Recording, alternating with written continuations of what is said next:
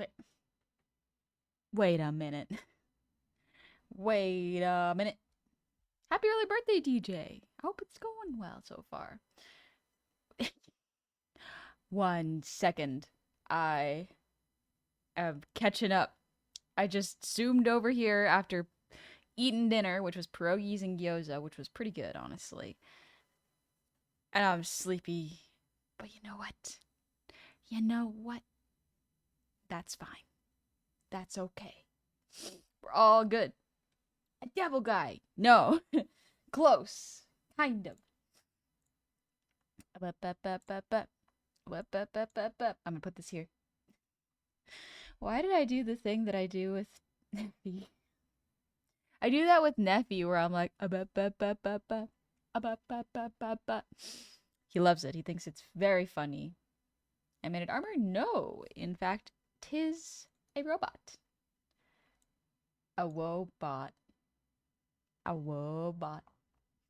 So today, I'm going to be doing a little bit of model work. So this is the pre-rigging phase. Everything is drawn and cut and labeled properly. Now it is up to me to pre-rig this. Whoa, bot. Smell looks like a Power Rangers villain. Ooh, I can kind of see it. Got Neffy on the mind? Yes. Oh, boy, howdy I do. Chat and become Neffy. I'll just start talking to you like you're Neffy, like, okay, go throw the ball. Where'd the ball go? Really simple sentences. He is getting really smart, though. He is now able to chain order of events together, as well as he knows his directions now. So, like, he'll throw a ball on the ground. It's usually a ping pong ball. It'll bounce off the table, hit the ground, hit his head, and he will say, like, it hit the head, it hit the table, it went down. I'm like, oh my gosh, he's actually learning directions. Jeez. I see Honey Goblin is talking about nephew again. Yeah, I love him. How old is he now?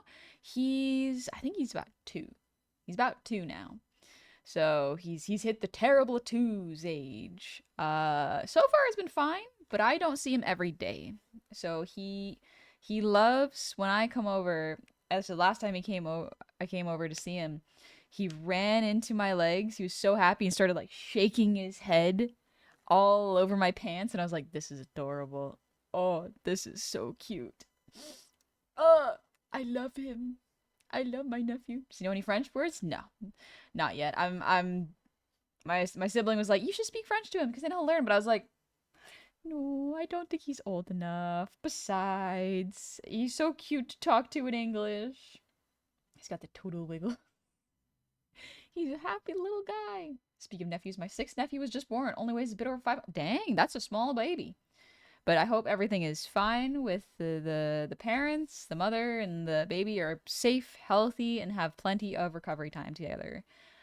I hope that also, if you can, it never hurts to bring over some like big casseroles to a family that just gave birth, because honestly, especially if they have a lot of kids already, they are not going to have the energy to cook. Genuinely, probably one of the best things you can do for them is just bring a casserole. Doesn't even have to be really fancy. It can be like one of those pre-made Costco lasagnas. They will have food and it will be very, very good. Also, thank you all very much for the level 4 hype train. Thank you so much. Happy Friday.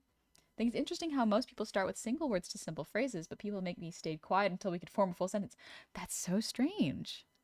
That is a really strange way of making the kids not talk. Let them learn English first. Don't want them to grow up kind of knowing parts of 2 languages. That's kind of what I'm thinking, where it's like, if he can get English sentences down, I can probably go like, okay, time to teach him French words and start having French conversations. Because that way I could teach him multiple languages, but he will have a strong foundation in one at the very least, and I think that'll be good for him. My contribution was watching 4 of other 5 nephews. That is a huge contribution as well. That is excellent. Oh. Hey, Sherman, how's it going? If you speak French now, it kind of helps with the synapses later, though. That's true. That is very true. It's one of those things where I'm like, I don't want to confuse him, and I want to make sure that he speaks good, coherent English. I want him to be able to express his feelings, like if he sees something. So I feel like once he's got those down, I think teaching him another language would be fun. Because he's almost got it. He's so close. He has almost got it. Oh, yes. One last thing before I begin. I need to credit the artist because I did not draw this model. This model was drawn by a different artist. So we got to give proper credit where credit's due. How many words you put it? Also, let's put some music on. Let me know if this is too loud for y'all. Season's temporary greetings from an airport, my friends, Goblin and Countryman. Hey, Insurgent! I hope you're doing well, and I hope you're safe. I hope you don't get sick this holiday season, because it's respiratory season, so mask up in public spaces, especially this coming week, because everyone is going to be Christmas shopping. So please be safe, mask up. It is very, very important. If you're not vaccinated already, now is a great time, because you don't want to be the one who gets, like, an immunocompromised family member or any family member really sick. It does not feel good. So are you more doing the rigging for this one? Yes, I am. Oh, thank you, Shimron. I was looking for it. I was like, where did I put it? Thank you. Thank you very much. Let's do their Twitch. Perfect. Let me pin this. I have a little brownie snack. Model art by. Here we are. And we will pin that. Oh, OBS isn't letting me pin it. Johnny, if you could pin that, that'd be great. Pigeon Child did the art for this. You're good. I know how this stuff can be. Thank you, Shimmer. Thank you very much. But yeah. Oh, thank you so much. Thank you, Johnny. But yeah, so I hope y'all have been having a wonderful time and having a great week. It is super chaotic. I have been bouncing back and forth doing so many things, whether it be work or Christmas prep or just generally trying to cook and clean and exist in this time. Unfortunately, my room is not very Christmassy. It's got a Christmas tree, but that's about it. I want to do more festive stuff. I want to get some more lights around here. But I just haven't had the time. I am Johnny now, the fourth one. Love your content and your personality. Thank you, Red. That's very kind of you to say. Thank you very much. Let me just make sure that y'all can hear the YouTube. Yes, you can. Excellent. Excellent. But welcome on in. It is Friday. I am doing a little bit of work late at night because I'm very excited for this model. I haven't really done a robot before. Yeah, I was like, have I done a robot? No, I don't think I've done a robot. I've done a skull. I've done a bunch of different monster creatures. I've done goblinoids. This is one of my first robots. And so the fun part about robots is that there's a lot of shiny bits. And that is so difficult to texture and draw, but thankfully the artist has cut this in a very nice way so I can have a lot of control. It's going to be really fun. But today I'm not actually going to be doing any rigging. Today I am drawing all of the roughs. So what that means is I'm going to be drawing the mouth shapes, the head angles, the body angles, and clarifying expressions, really. So pretty much I'm doing the roughs, then sending them to Shimron, and then he's going to tell me what he likes, what he doesn't like, and I adjust from there before I even start rigging, because this way it saves me a lot of work and time instead of adjusting after I've done the work. So yeah. Domo arigato, Mr. Roboto. But yeah, let me say thank you to those who are very, very kind and generous. Let me do that before we get into this. Enjoy the soothing sounds of rain and flute music, I guess. While I say thank you. Hello, Jeff. How's it going? Hey, Bone Wizards. Hey, Jeff. How's it going? Backers. I wouldn't have guessed that Pigeon Child, his stuff's normally scary. So yes, actually, I should warn y'all about that. Pigeon Child's art is really cool. I really like it.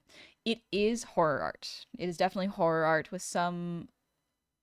It's not quite gore, but it's like of that genre. So if you are a little sensitive to that, be careful checking that out. But otherwise, Pigeon Child's art is really, really cool. I love horror artists. I think they're very, very cool. I can't really draw horror, but I admire it quite a bit. You need to know a lot about texture and lighting to make something look scary, as well as composition. It's just like, whoa, the brains you need for it. It's insane. Very metal. Yeah, very metal is a good way to say it. But yeah, that is Pigeon Child's Twitch up there. Pigeon Child actually did all of this art and cutting, and honestly, it is extremely well separated. Everything is labeled beautifully, which makes sense because Pigeon Child actually does rigging as well. So they would have experience rigging and they know how to organize things. So Pigeon Child, thank you very, very much. I do appreciate how meticulously you have separated this with all the things I would needed. Love it. Great stuff.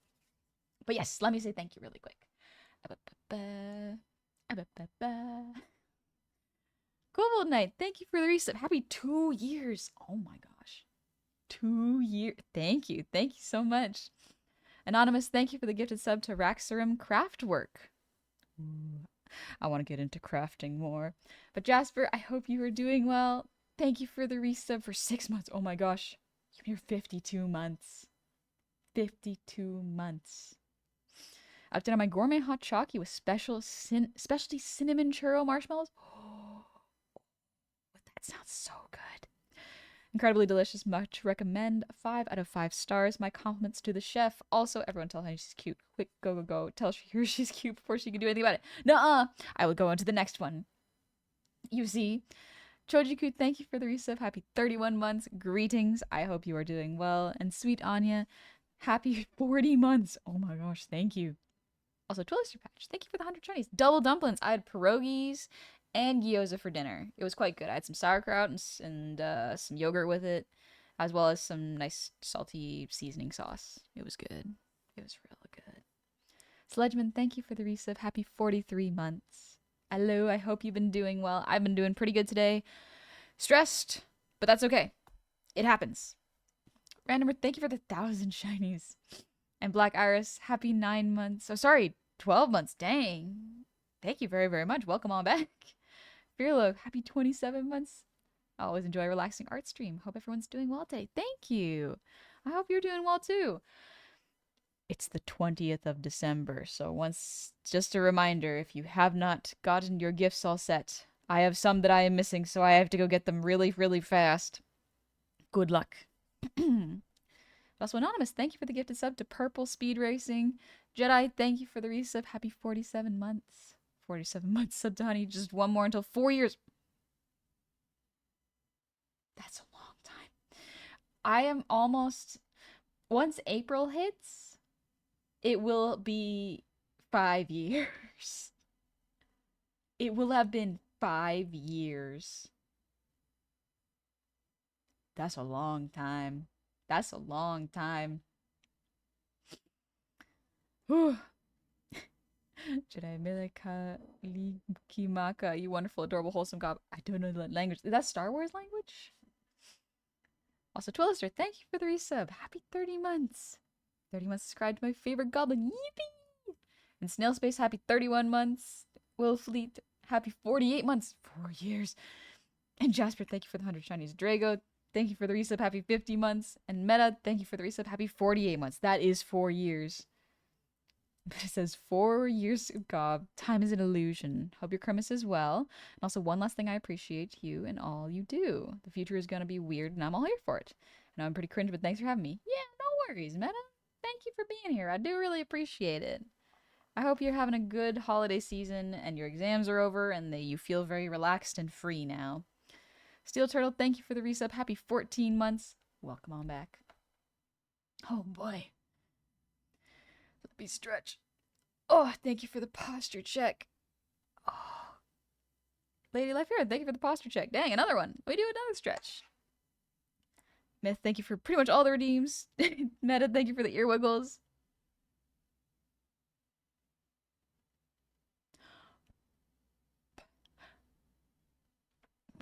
Alright, a little hydrate. Oh, that's nice. Eli, thank you for the breathe redeem 5 hours ago. Okay. And DJ, thank you for the save. I will save this. So let me get the arm out so y'all can see what I am working on. Here we are. Wait. I forgot. Get in here. There we go. Whew. It's a good day for art. Jaku, I have bad news. The USB that I spent collecting drawings of the first artist that I started following got corrupted. 13 years of drawings lost and almost gone. I want to cry, but I got the new job. I still want to cry. Congrats on getting the new job. That is rough, Jaku. I hope that you can find the artist again and that they have even more art. Honestly, that is a smart move, saving the art of the artist that you really like. Because everything is so difficult to find on the internet right now. What I would be careful of is, yeah, USBs, really any hard drives can get corrupted. That's why I have things saved in multiple places. Like client files, I save them whether it be in the cloud or a USB device. And usually it has a backup, like an extra terabyte hard drive, just to be safe, because you never know, right? You do your best. I really want to put stuff on DVDs.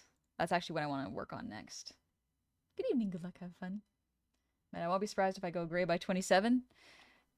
Sometimes it happens, and that's okay. Alrighty. Let me create a folder. We'll call this roughs.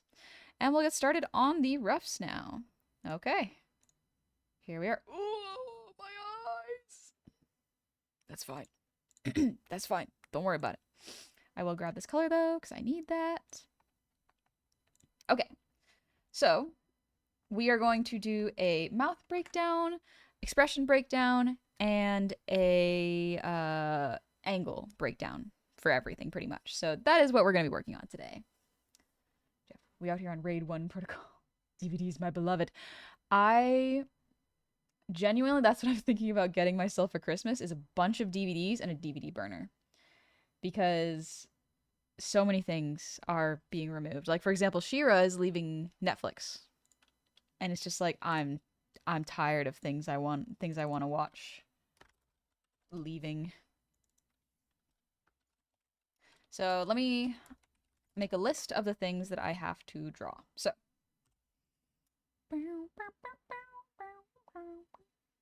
She-Ra. Beware of the DVD rot, though. Yes, absolutely. A friend of mine lost her VTuber whole model because of bad HDD. She had done all the work herself from start to finish. Oh my gosh, that is really rough.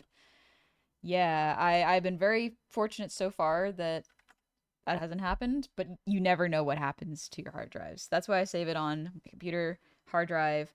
If I'm really worried about it and it's far enough in a stage, I will email it to myself and then keep it in a Google Drive for a good chunk of time. Because that way, even if I don't have a whole lot of space in my Gmail, like, it'll be there, you know? I love physical media, Charlie. I love physical media. Let's do this. Angry, happy, sad, Grinch, Doug Wink. There's nothing wrong on getting a burner because at least you have something physical. Yes, absolutely. I've already started building a media archive a couple of years ago. The big thing I've been working on is making another backup of my data. That's a good idea, honestly. Very good idea. So these are the expressions. There's a couple of others, but I think these are the main ones that need to be roughed because the rest of them are already provided in this file. These are the ones that I will custom rig here. I've cloud saved everything with my streaming stuff in addition to physical. I want to set a home server just lazy. Ooh. Well, that says Grin. No, it says Grinch. You read it right. Doug Grinch. I have a full DVD shelf and I need a shelf for my games. I think that's a good idea. So we're going to draw 3/4 face, the up face, down face, and then head tilt. That is for the head angles, face angles, and then we have the body. So the body's a lot simpler. There is only X, Y, and Z. There are only 3 angles there, but it is a lot of redrawing because of the complexity of all these parts. So it is going to be a very fun. I'm trying to look at the notes that I have to make sure I'm not missing anything for the roughs. I gotta stop doing that. I gotta stop doing that. I could do that with Neffy. All right, let's see. Right, the next part is the mouth. So we're going to create the mouth. VBridger mouth will cover a lot of this, but just for the sake of getting all of this done properly so I can show Shimmeron what it'll look like, I'm gonna do the roughs. So we have smile, open. So we have 3 points. We have one. Oh, redo that one. The Grinch is for a big troll smile. Yeah. That one I'll probably do 1 or 2 roughs because there's a bunch of different types of troll or smug smiles, so we're gonna play around with the shapes a little bit. For interviews for Sonic 3 and Jim Carrey and Keanu Reeves complimenting each other is heartwarming. Oh, I haven't heard of that. I still haven't watched Sonic 3. I was about to ask how you got gifts to work on Spud's tablet arm until I saw that you're using V-Hand. Ah, yes, using V-Hand. Also, Omar Makaz, thank you for the 54 months. Welcome back. Quick pop in, have fun dueling, off to bed. Have a good sleep. Happy holidays. Let me take a little sip. Hello, Doppelganger. How's it going? And I got told something today that feels so obvious now that it was pointed out to me. You don't have to copy references one-to-one. Yeah. It's really cool. You absolutely do not have to copy references one-to-one. And that is very liberating to know. When you don't have to do that, you're free. It's there to learn, not to copy, if that makes sense. This one has a little bit of tilt up here.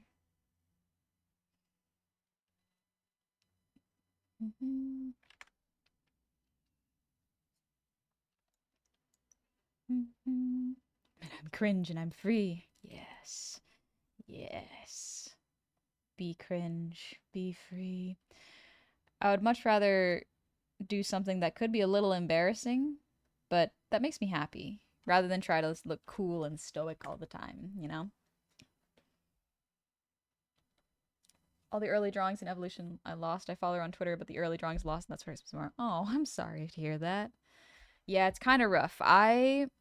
Especially with how Twitter's new policy changes, I already kind of didn't use Twitter too much. I mostly use it for going put live posts, which I forgot to do again. One sec.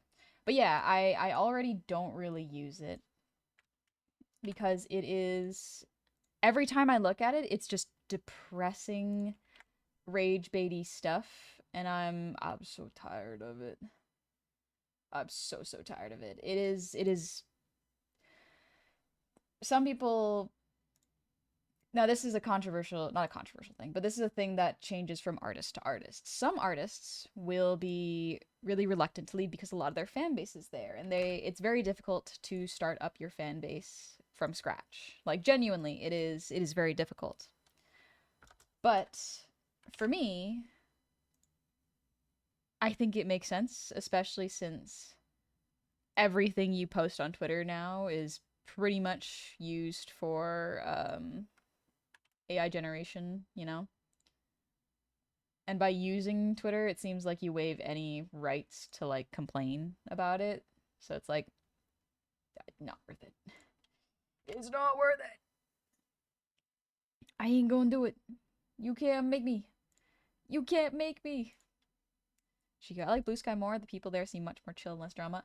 Yeah, genuinely, like, the fact that you can curate your feed is huge.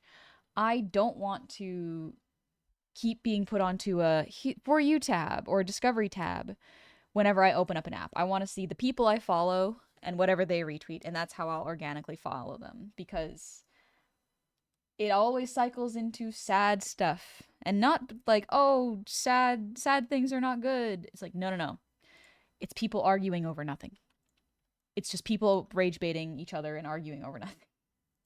It is not worth it. I don't think it is a good for my mental health sort of thing to stay there and try to cultivate an audience there. Because here's the thing. Your stuff is already probably not going to get seen. It's probably not going to get seen. And I don't think it's worth it to try to invest in there for me. For other people, it may absolutely be like that case. Because there is an argument to be made of the clients are not all on Blue Sky, which is very unfortunate. But even if the artists move to Blue Sky, the clientele will be somewhere else. That is a fair thing to say. You kind of have to decide which social media you would like to stick with now. And it can be really tough. It is not an easy decision to make, nor nor one that I can really blame people for having trouble, doing.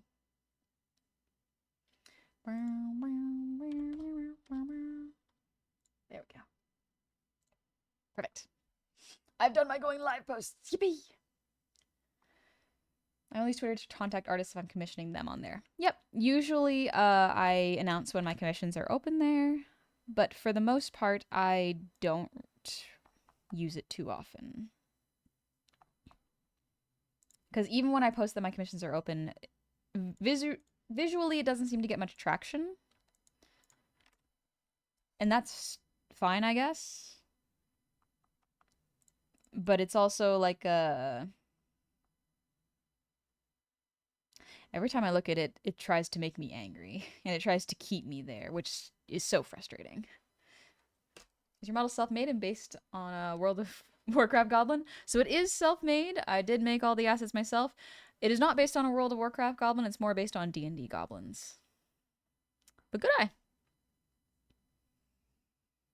I'll view all social media sites as their own nasty baggage regardless of what it is. Just using it sparingly and don't doom scroll. Yep, it is really hard not to doom scroll. I will fully admit it is difficult. Definitely not the easiest thing to do. But it is important. It is important to learn to do stuff that is not be online constantly. Okay, we got the list. That's a fair chunk of things to draw. So, let's begin. Make that blue. And we will start with, let's start with the mouth shapes. Frown open. Because I think I have frown open.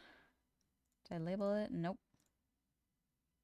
That's one of the smile options. These were one of the mouth options that we were working with. This one's perfect. This one is good. We'll use this. Here we go. This one is here. We'll circle the ones that it is so that when it's turned on and off, we can see what it is. So that's neutral closed. We will have a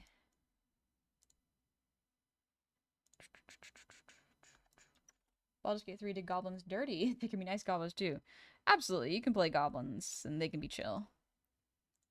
I feel like making a race constantly the bad guy can be kind of weak writing. So no, not this one, not this one, not this one, not this one.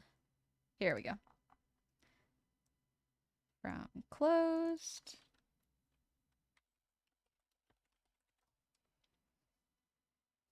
This one is this one here.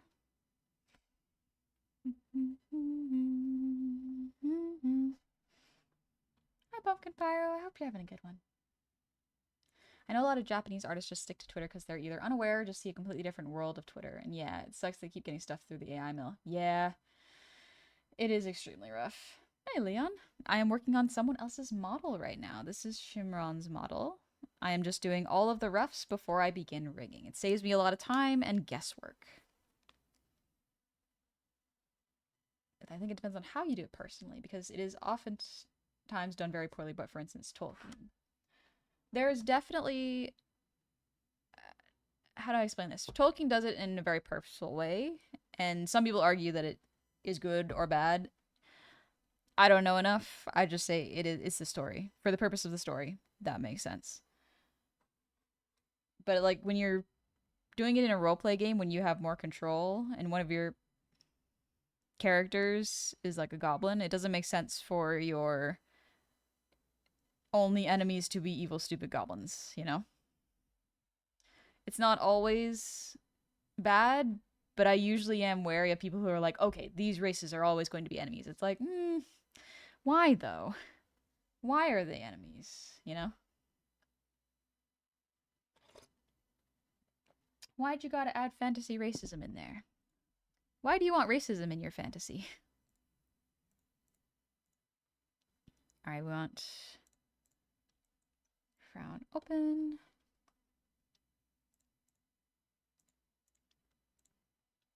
Just gonna do a little rough of it.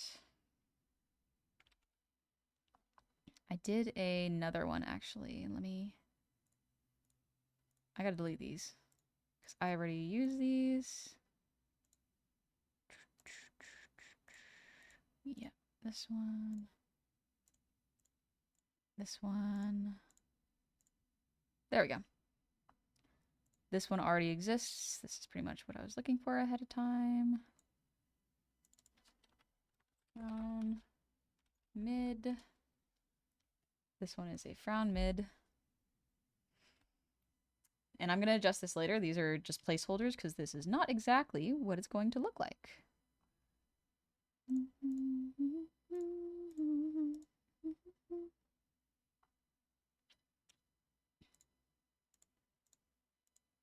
Here we go. This is closer. There we go. We're labeling this mouth ref.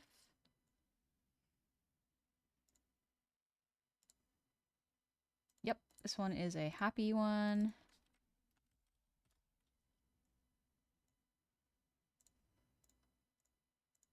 This one is angry eyes, but I'm gonna redraw that one anyways. So okay, that seems to be all of them. Good, good, good, good. Excellent. Greetings and salutations, Goblin Queen. How's your week? I'm doing pretty good. I'm chilling. Never ask Halson about the Goblin children. Never ask them about it. I think people use racism to have one race as enemies to justify lazy dungeon crafting. It's not always bad, it's just when it's every single time, it can get kind of boring in terms of enemy variety. You have so many options, you know? Premise of redeemable versus irredeemable characters comes up a lot. The orcs in Lord of the Rings, demons in Freerun, it's a lot more deep and nuanced subject. Absolutely. I'm just saying in a TTRPG, like a table role-playing game where you get to make up the creatures, why would you want to do that, you know? It's not necessarily bad, but it's just like a question of like, why would you want to? Why do you want to make really visibly identifiable enemies? It's not a bad thing. It's just something to think about, you know? Hi, Bugflower. I hope you're doing good. I'm just chilling. Inflaming, thank you for the save. I do that.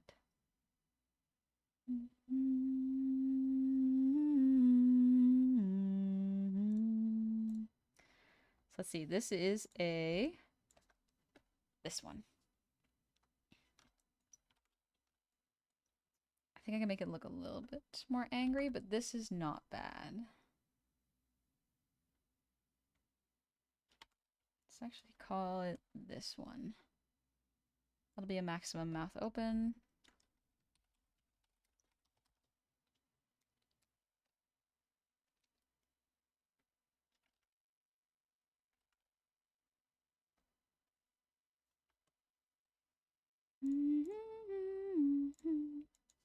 This one is probably right here. I'd probably squish it a little bit to be considered a little smaller. There we go. That's a little closer. Frown closed. Yep, that one's good. Frown mid and frown open. Already did that one.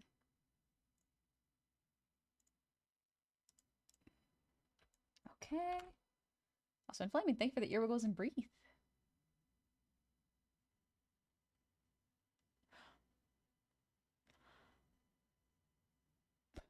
Why do you want racism in your fantasy is a question I find myself asking a lot, both to myself and to pieces of art I interact with.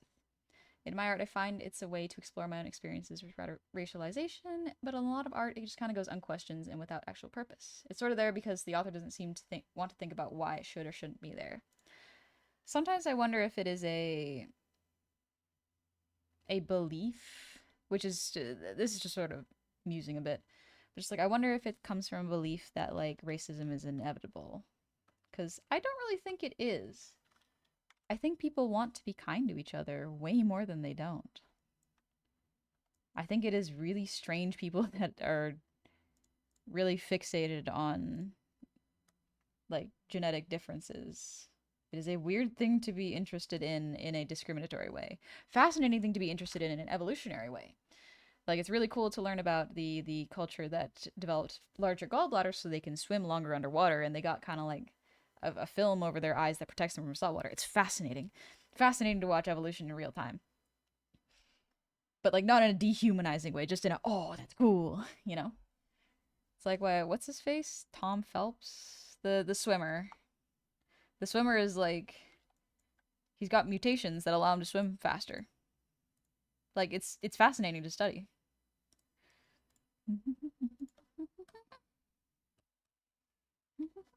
This would be a little bit higher, or sorry, lower. There we go. Michael Phelps, that's what it was. One bartender with all the spices aged to drink. Is that the culture where they dive for oysters? I don't know if they dive for oysters. They might dive for some sort of shellfish, though. It's very interesting. Like, people can be so diverse, and that is good. That is a really good thing. I think it's great. Straighten this out a little bit. Everyone does want to band together against a common enemy or evil.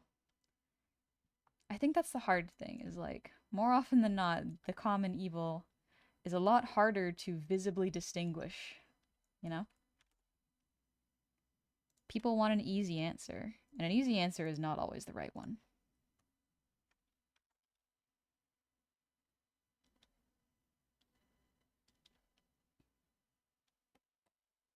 There we go. Now, how am I going to do the teeth here?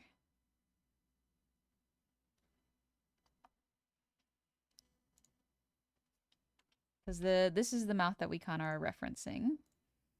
Is this one with little fangs here. They're fun.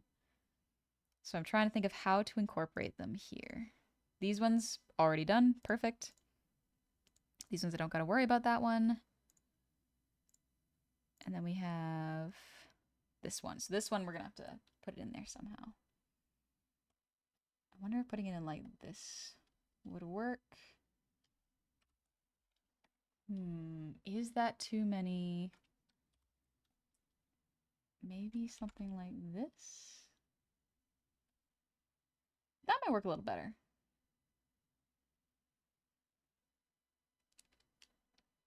Let's see. I'm just experimenting with shapes right now, trying to figure out what might look better or might work a little easier for my rigging purposes.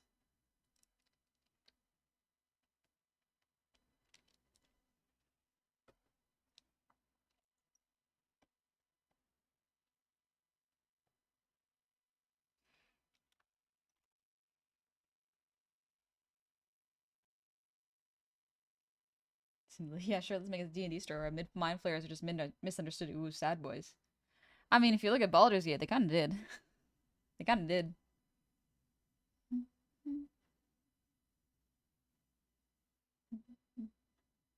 A fun analogy I think about is the idea that looking at folks as the world currently is and saying humans are cruel by nature is a lot like looking at people in a coal mine and saying black lung isn't human nature. Yeah. Yeah. 'Tis indeed the environment we grew up in. We got to continue to push to be better.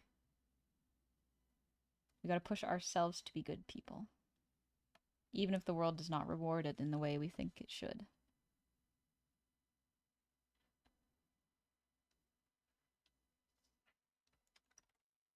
Unseen Demon, thank you for the posture check. Hi, Sith Lord Anubis. Welcome in. I hope you're doing well. Oh, happy 16 months. And see you later, Draco. Get some sleep. In my D&D games, I'll absolutely cop to using easily identifiable, thematically consistent baddies to target, but I always make it a point that they're bad because they're committing atrocities. That's why it's okay to fireball them. Yeah, makes sense. Like, again, when I'm asking, like, why are goblins always evil in your campaign? It's not an accusation sort of question. It's just like, I would like it there to be a moral reason, personally. Because, like, this may be kind of strange to say, but in a fantasy game, my fantasy is being able to help everyone. It's not conquering anything, it's helping people. That's why I love Breath of the Wild so much. So many of the side quests are just like, can you get ingredients? Can you fetch my thing that I lost? You know? It's just helping people. Fetch quest, affectionate, you know? Not derogatory, but affectionate. F's Cage, thank you for the raid. Welcome on in, raiders. I hope you're doing well. Let's see. Oh, you're playing Power Wash Simulator. Nice. That's a chill game. That's a nice, calm, relaxing game to play. Oh, I just saw a brownie on my desk. I have a brownie. Next, we'll get to the beholders not being completely insane monsters detached from reality. Differ for everybody. Let's see. So this is a frown mid. Something like this, maybe. Frown closed. Maybe a little bit more arched here. That might be nice. Yeah. Okay. That keeps a little bit more of the shape there. Good. Miss Goblin, what is the one thing you really want for Christmas? Ooh, there was something I was planning on putting on my throne. So maybe I'll do that before tomorrow's stream. But perhaps it'll be a surprise, because there was definitely something I wanted to put on my throne, but now that I am put on the spot, I've forgotten entirely what it is. And I'm like, okay, I'll remember it when I'm not under pressure. Power Wash was so good. Thanks for asking. Oh, good. I'm glad. I've heard it's really relaxing. I've seen some people play, and it just seems like a nice chatting and vibing game. This one is mid closed.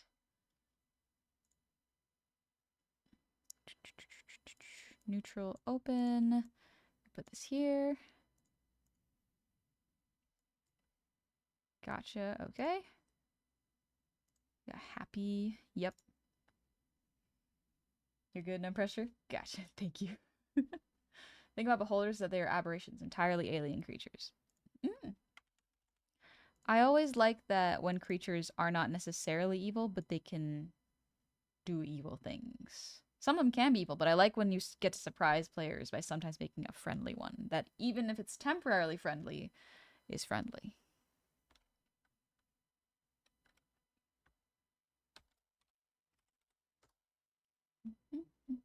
One of my recent D&D characters was raised by goblins. They were a tribe of kind goblins. When I pitched the idea to my DM, she looked at me, smiled, and said, flipping the script, huh? Good for you. Good for you. Yeah. What is this? What have I done? Oh gosh. Oh, I copied it, that's why.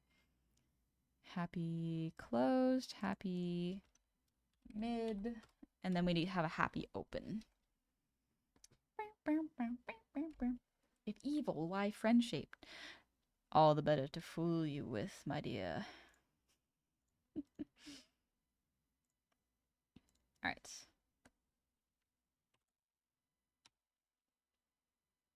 Wrong color.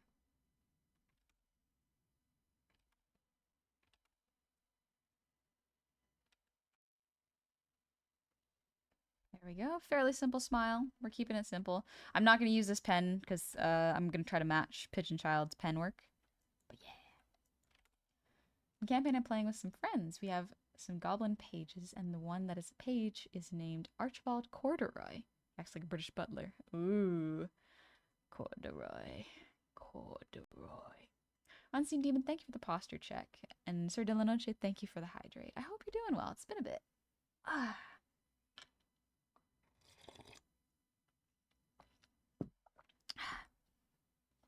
Grandma, what big teeth you have. You're my least favorite grandchild. Why do you always do this? All right, and then happy open.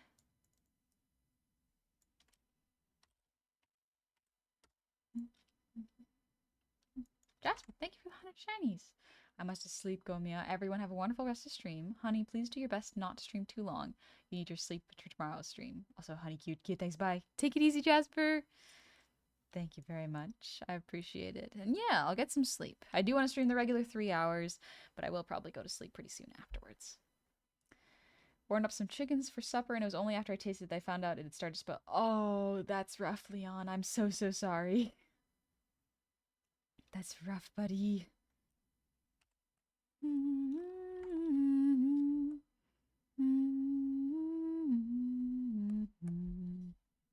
Nice big wide open smile.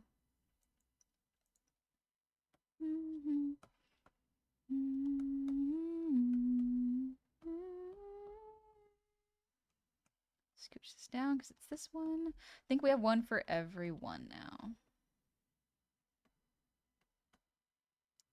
Almost.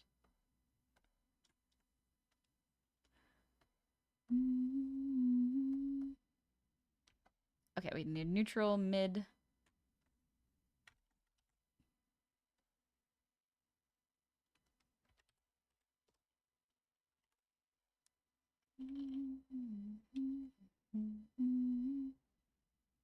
My D&D character is an orc barbarian who was raised by goblins, and my friends played a goblin who was my sister through the goblins who took me in. Oh, neat. That's cute. I like when people have characters like that. Where the characters sometimes play into each other with the other characters at the table. Adds a little backstory, you know? Alrighty, there's a mid. And then we have frown closed, frown mid, and then frown open. Let's adjust this a little bit. You want it to be a little bit more pointed.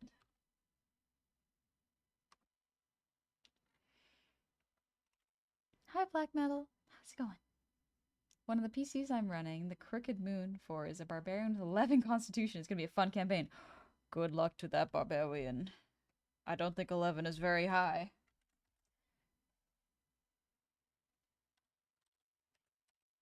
It's been quite a bit since I've played 5th Ed. I've mostly been playing 4th edition and Savage Worlds for the past little bit. It's been good. I've been liking it.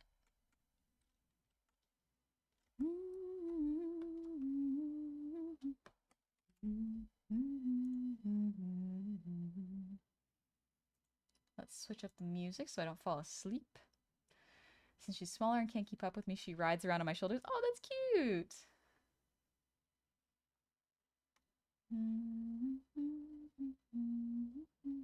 It's so strange that my brain loves to listen to Christmas music after Christmas has passed, more than actual Christmas time.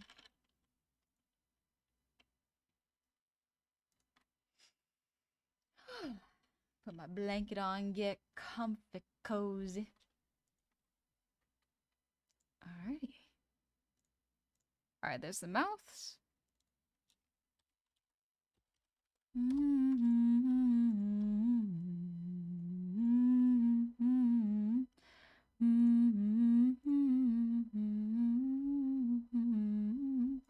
Alright, mouths.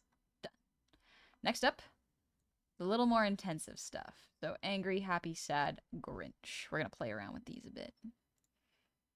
So let's go with angry. This one, it has a little bit of reference. Let me look at it.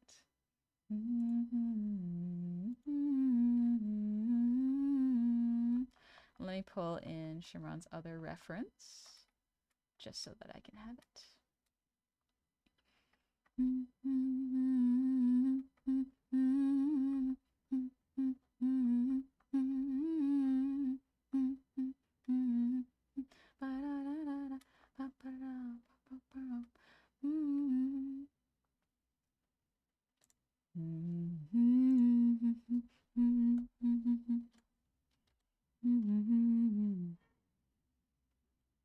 So when the angry comes up, I want to add a little eyebrow piece.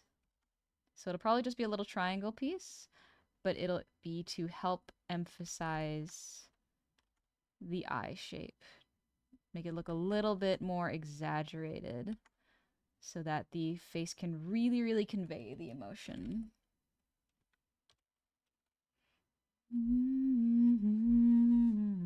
Tell you somewhere else you're slipping in and out of, in and out of.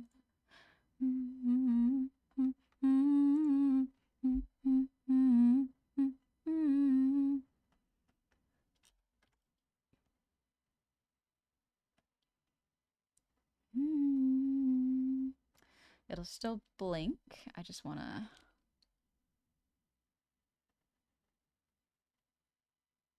Maybe a little rounder, because the eye's a little rounder than this.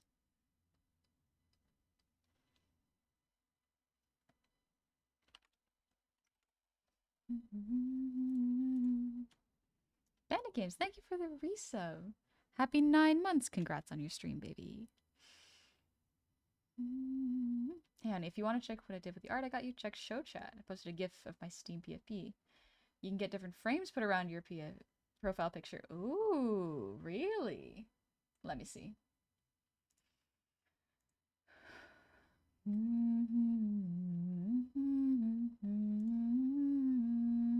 Ooh, that does look good. Dang. I'm glad you're enjoying the art too.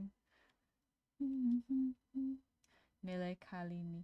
Oh, it's a song. Okay. Or I guess it's an artist. Gotcha. Tea's on the stove. Tea. I love tea.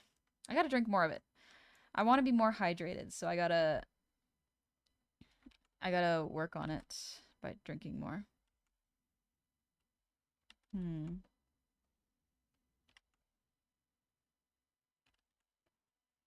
So angry is mostly going to be in the eyes. And then I guess I can make a little warp deformer for the mouth. So I don't have to re-rig the mouth. It'll just have a more emphasized angry look.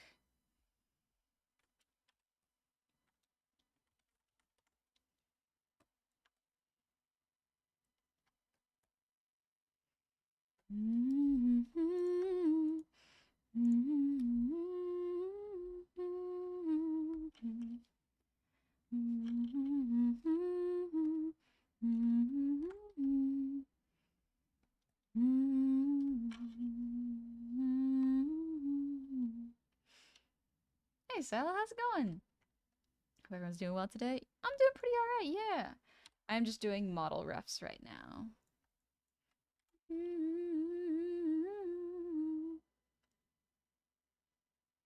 There's a store near me that only sells Christmas things. It's open year-round. I have no idea how it stays in business. Rent must be extremely cheap. Maybe they own the land. I should have told you. I had the chance. Lost in the memories we could have. I wanted to hold you in a blissed romance. Fade like a ghost. Let's do happy now. Can you catch me when I fall?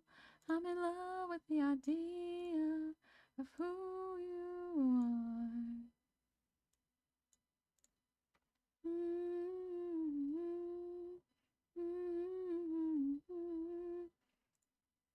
Miss Goblin, I did something dumb and drank 24 packs of energy drinks in 3 days. Perhaps don't drink anymore. Drink lots of fluids. Make sure it goes through your system. And make sure you eat good food. Like stuff that is going to be healthy and filling. Preferably high fiber and high vegetables and fruit. Everyone's be so happy. Yeah, you want to be careful. But it's okay. Y'all be alright. If you feel anything's wrong, call a doctor, you know? Or go into urgent care and ask for a nurse, you know? Currently working on a very janky setup where I type in chat on my phone while running audio on my laptop. Like 7-ish letters on my keyboard just said they don't want to work. I'm so sorry. Fun fact, I learned how keyboards work because I took a soldering course. So that's cool. I learned how to solder and how to electrical currents work and how to turn on LEDs and what short circuiting means. It's very, very interesting. And hopefully I'll be able to build a very simple Arduino in a couple weeks. It'll be fun. I'm learning programming. I guess it's not quite programming. It's more like, is it coding? I don't know if I can consider that. Shimron, back from eating chicken parm. Oh, chicken parm. Was listening to stream while up and about, and I'm similar in listening to Christmas music after the day in recent years. I think it's because I got older. There's less school stuff building up to it, so hearing more close to the day now primes me to listen later. Yeah. Speed racing. I haven't slept in a week because of it. Perhaps see a doctor. Perhaps go see a professional because that may be important. They might be able to help. Mailing Connie my laptop just so she can fix my keys and keep menacing the community with shit posts. I learned that keyboards are very interesting in that they, similar to pressing a button for a light. I don't know if this is all keyboards. These are the keyboards I learned about. Similar to turning on a light, you are completing a circuit, and the computer registers it as a button press. When you press down on that button, it just completes the circuit for a moment and inputs the letter K. It's fascinating. It's really, really interesting. Good. And circuits are fun. Working on an Arduino counts as programming, and wiring them is kind of similar to logic bits in the brain. Oh, okay. So it does count as programming. Sweet. I do want to learn. I heard that you can program at least a Raspberry Pi. So I don't know if Arduino is exactly the same, but I heard you can program them to block certain domains. So ideally, if I can, I would like to connect one to my Wi-Fi, whether it be router or modem. Don't know the difference yet. And block add domains. So I wouldn't even have to worry about adding a whole bunch of extensions. I could just block the domains themselves. I could block domains of a lot of AI generated imagery. It won't get rid of it all because, you know, it's littered on the internet without like credit or links back to it, but I could potentially skim off a lot of the scum that both me and my family get exposed to. Yeah, Raspberry Pis are mini computers that usually run on Linux. Arduinos are much less fancy. Gotcha. Okay. I don't know if I can do that then. I think PC versus just a circuit board. Definitely don't think I'll be able to get there that quickly, but it'll be good to learn the basics and then start building more complex things in the future. Raspberry Pi has a lot more horsepower than Arduino. Gotcha. Good to know. I'm learning.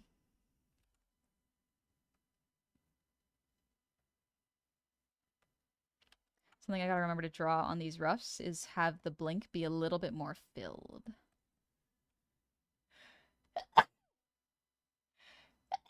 Excuse me. Huh. The allergies. It's not even allergy season.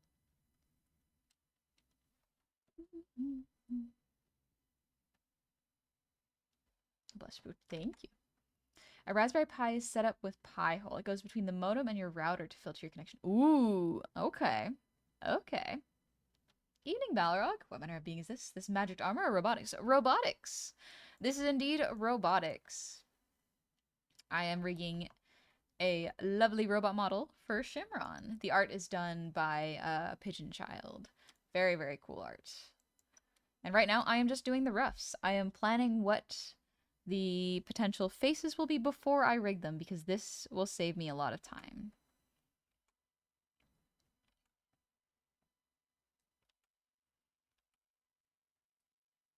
Trying to figure out what kind of smile. That's like robot-y and still feels natural at the same time. It's a interesting combination.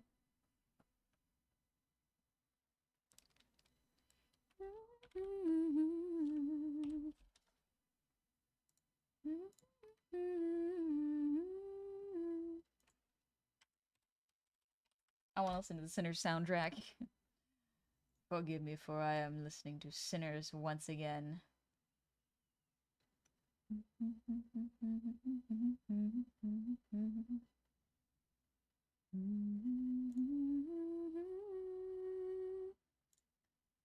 Unseen even. I did not know you did robots. It's good to know. Yeah, I do robots.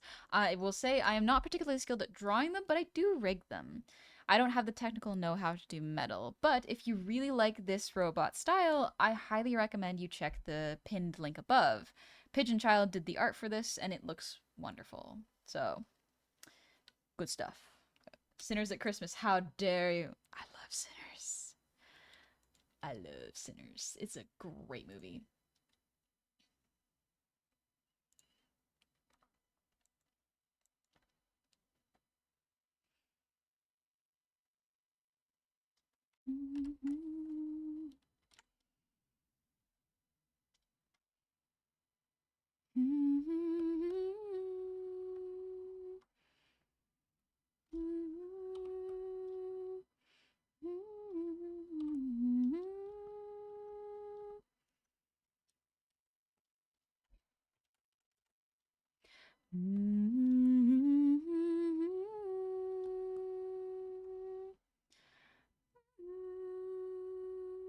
Crank that Irish folk tune, river dancing gobble. Yeah, baby. If I get full 3D tracking, I will river dance for y'all. I'm trained in river dance and Irish like Celtic jigs. That was the dance form my parents went with when I was a kid. I did ballet, tap dance, I think jazz, but I don't know. That might have been tap dance. I did hip hop. I did some break dance. And my parents did this in the hopes that me and my siblings wouldn't be wallflowers. Turns out it had the opposite effect. All of us were like, we're done with this. We're not dancing. And so we did not. Johnny, real? Yeah, real. I I used to compete. So I actually won a lot of medals because I would compete. I would do competitive Irish dance, both soft shoe and hard shoe. And I was good at it. So like ta-da! Secret skill. Is there anything this goblin can't do? Well, nothing I figured I can't work on. Everything is a learned skill. So learning stuff about you, it's awesome. It's fun. It's definitely fun. I like it because it has a routine.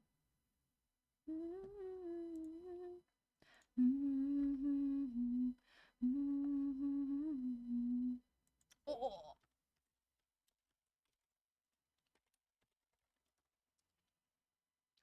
sick. You can do it on a Raspberry Pi. Sweet.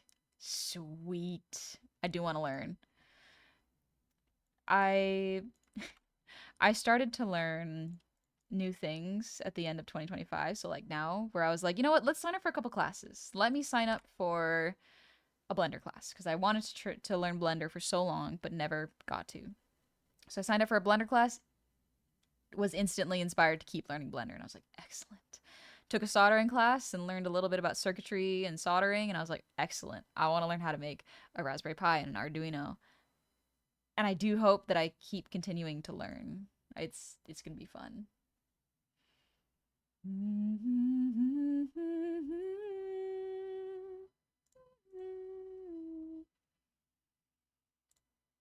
Why wasn't I following you? Sometimes Twitch makes you unfollow people. Like legitimately I've had Twitch make me unfollow people in the past and I'm like, why would you do this? Now I have to follow them back and I don't want to make it obvious or distract from their stream, so let me just refollow them real quick.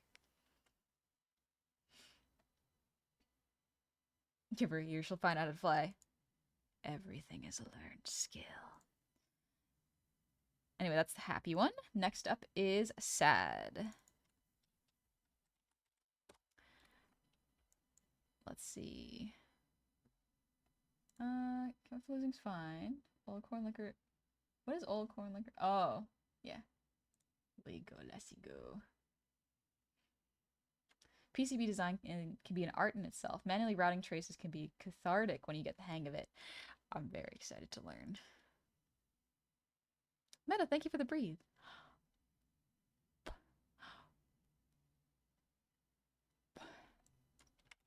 Really hope I'm not getting here as you're about to end like you usually do. So no, today I started an hour late. So you're only about an hour and a half into stream. So I usually stream for at least 3 hours. Usually this 3 hours is the mark that I try to hit, especially if I'm just tired. Thank you for the save, Johnny. And Steel, thank you for the posture check. Oh. I've also been trying to get into good habits before the new year. So something that I found with New Year's resolutions is they don't work. Not for me, at least. So instead of doing a New Year's resolution on New Year's, what I did is back in October, I signed up, instead of for a gym membership, I did a rec center membership. So instead of just going to the gym and doing a bunch of random exercises, I signed up for a organized course with a bunch of, best way to describe it is old ladies and moms. And honestly, it's been fun. I've been really enjoying it. So I go for 2 to 3 days a week, and that's been really good for my mental health. Seeing other people, has been very helpful for me. Also, have a safe flight, Insurgent. Have a good one. Land safe. Hopefully it'll all go good.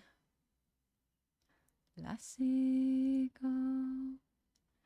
And we all together.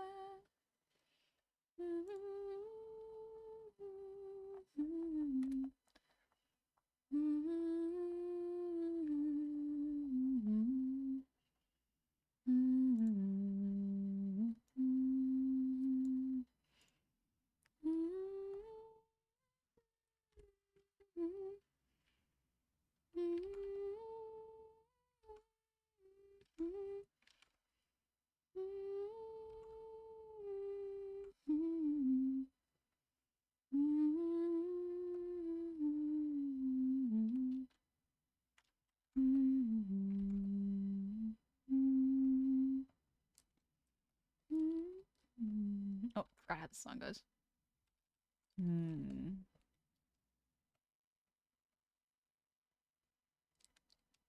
A little crooked, but that's all right.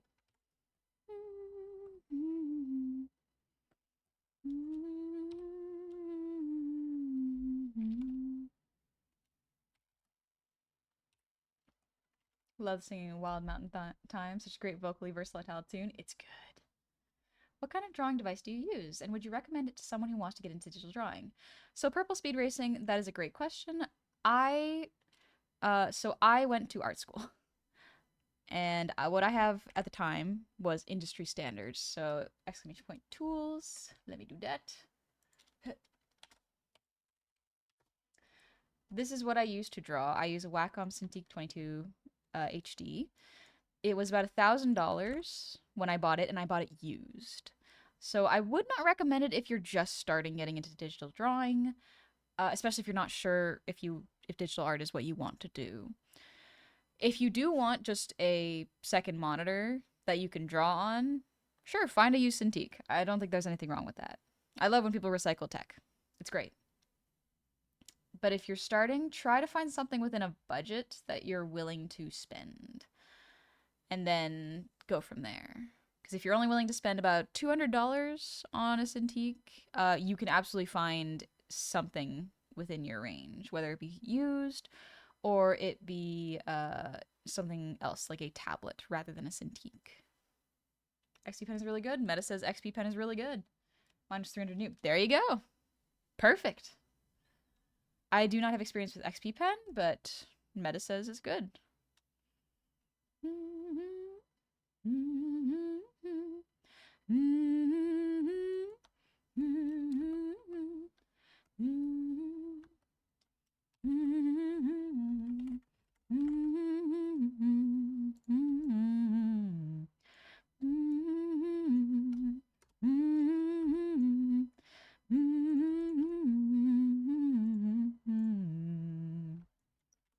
Hey, Sylvie, welcome in.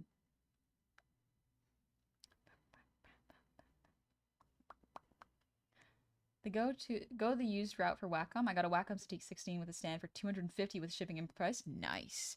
Yeah, I got mine from a friend of a friend. And so I knew it was a good quality. They had just had a Cintiq that they bought and never used. So I was like, yeah, if you barely used it, I'll pay you for that. And so they sold it to me for $1,000. And I was like, yep, this works because this is industry standard. This was industry standard. I bought this during, I think, right before or during the pandemic. And so, yeah, turned out to be worth it. Hello, nerd. Welcome in. How much was it new during that time? Great question. I think it was 2,500 maybe. I would have to look again at how much it was at the time, but it was definitely at least double. So yeah, I got a good deal.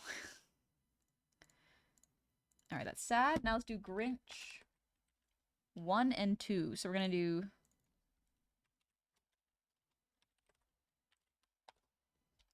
two different versions at least, and then we'll go from there to see which one we like better. This big price tag? Yep, absolutely is. I am tempted to get another one because this one's losing sensitivity right about there. You can see it. It starts to lose sensitivity right about here. It still works, and I would like to keep using it until it falls apart. But I do think that doing a Cintiq or getting a new Cintiq would be a good investment for me. Main thing I'm trying to consider is like, do I want a used one again because it turned out really good, or do I want to get a brand new one? And I'm still figuring that out. There are pros and cons to both.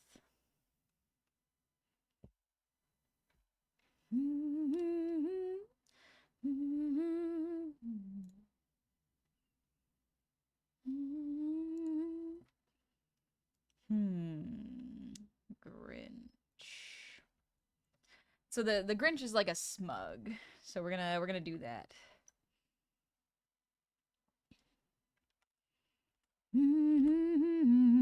Actually, what does the angry look like? No, it's too angry. We're going for smug, not angry.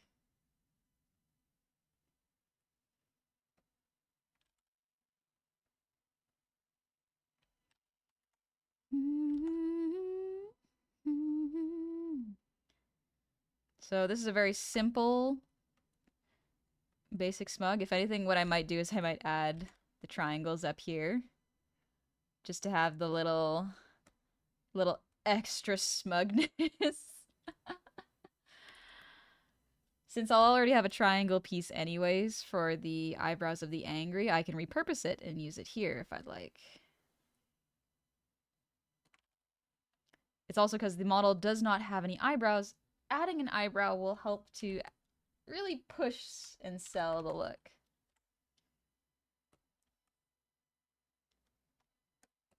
And if I want to, I can make it extra Grinchy by doing this.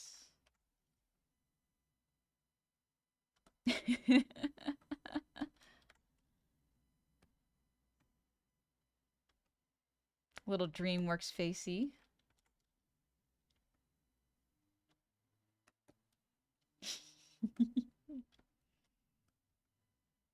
There we go.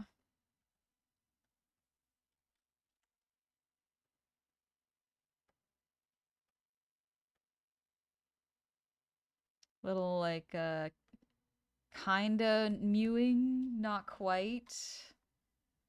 Definitely an option. Perfect when the realization sets in with them. Yeah. Yeah.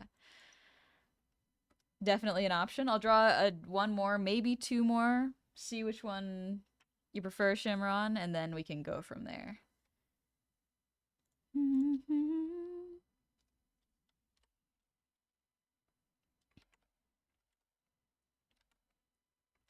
The other option is I'm going to give you a different eye shape too,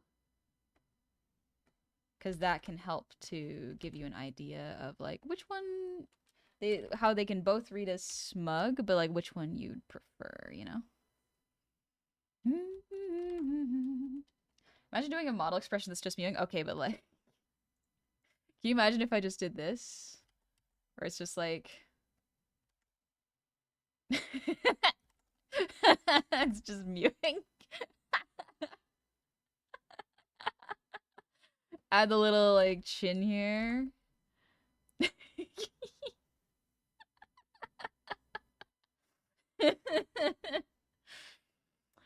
Pretty funny. I'm keeping that in there just 'cause.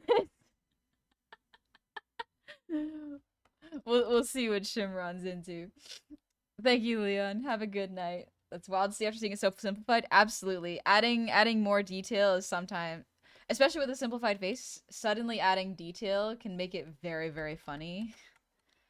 It's very, very entertaining to do that personally. Like, there we go, you can see. You can see like the sad face, the the hidden Mew. Very funny. Meddling? Dang, bud, you polish these knobs? Oops. I'll just put that. You wait. Lucky road to Dublin, 1, 2, 3, 4, 5. Hello, Squiggles! How are y'all doing? Hey, Raptor, welcome in. Let's see. Oh, what were you drawing, Squiggles? What were you up to? Welcome on in, Raiders. I hope you are doing well. Today, I am drawing some rough expressions for Shimron's robot model. I did not do the model art. That was done by Pigeon Child. I am just doing the rigging. So before I start rigging, excuse me, Dumpling's coming up. I am just doing the art right now for it. And on the road to Dublin, da. Beautiful. Thank you, Shimron. That is excellent. Actually, yeah, if we're gonna do that then. Perfect. Art text. Yeah, if you'd like to share what you're working on, Squiggles, absolutely feel free to DM it to me. I can take a look at it. I would love to. But in case y'all do not know, Squiggles is a very, very skilled clown artist. Artist that is a clown and good at drawing clowns. So if you'd like to see Squiggles' art, go on ahead. And on the way to Dublin, let's see.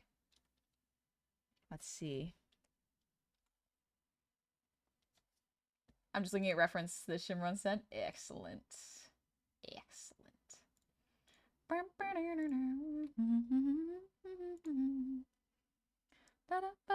We were doing comms. I'll send it sure in DM. Oh, yippee. Yippee.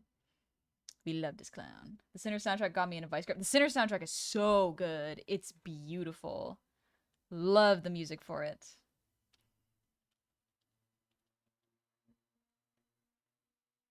We're going extra smug, I see.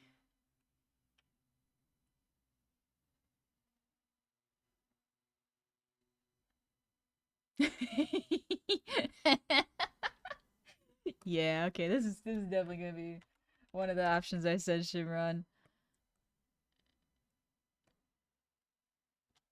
I might remove this one, because the one eyebrow makes it look very strong.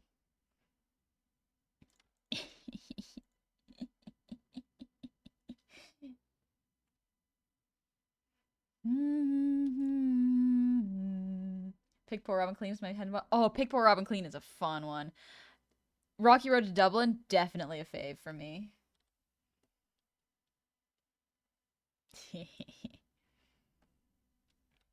Imagine just picks all of them.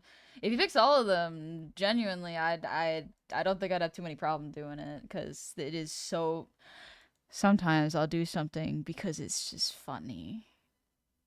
If it's funny, you can convince me to do a lot of things. It's got to be a good funny though. Finally saw Sinners around Halloween, and it made me sad it took so long for me to see it. I am sad that I did not see it in theaters because I had the opportunity and I went, nah, I don't feel like it.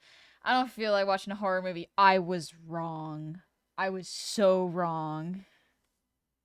Make it the most smug you can. This is pretty smug. If I were to make it smugger, how would I do that?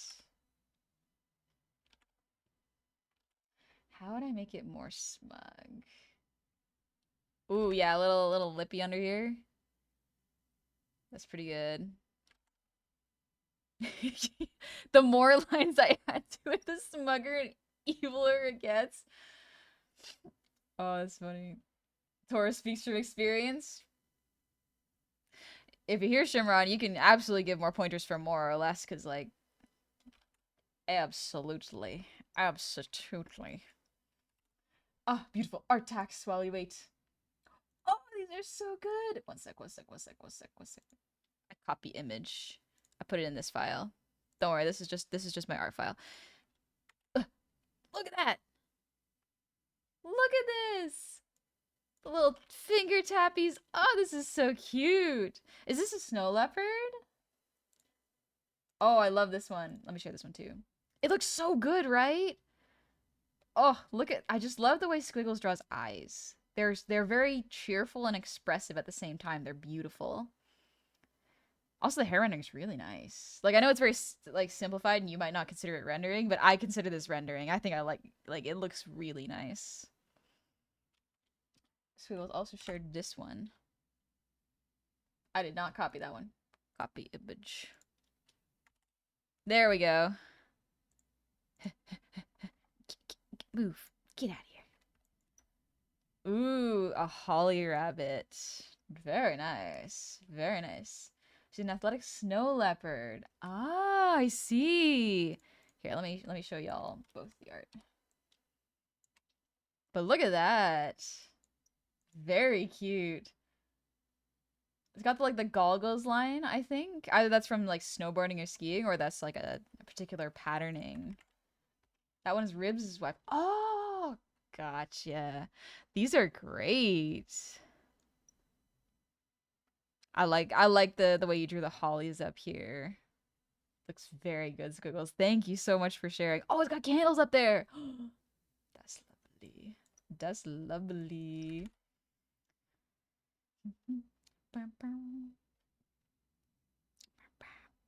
Squiggles art is so good. Oh, love how these ears look very squishable. Very Christmas Carol. Yeah, very like spirit of Christmas present. Very, very nice. I like it. I like it. Thank you for sharing. I do appreciate it, Squiggles. Thank you very, very much. I forgot this face was I forgot this face was waiting for me. I was like, what the heck? What?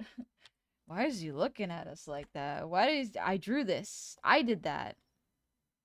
Honey, you did this. I did this. Smug jump scare.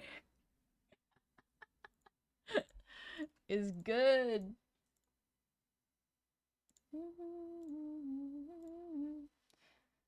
Nah, the voices. I absolutely appreciate it, honey, so much. Thank you, Squiggles. I appreciate you. Thank you for being here, and thank you for trusting me with your community. Like, I really appreciate it. Face of someone who knows what they've been doing. Oh, yeah. Oh, yeah. He knows what he's been doing. Clearly. You don't own an air fryer. That's what he's saying. Give him the Josh Hutcherson? That would be so defined. Oh my god. Okay, but what if? Love.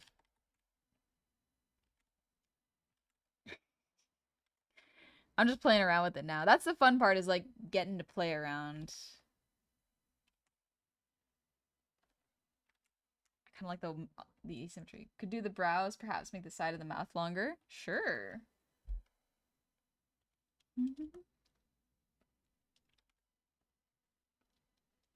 Little brows here, kinda.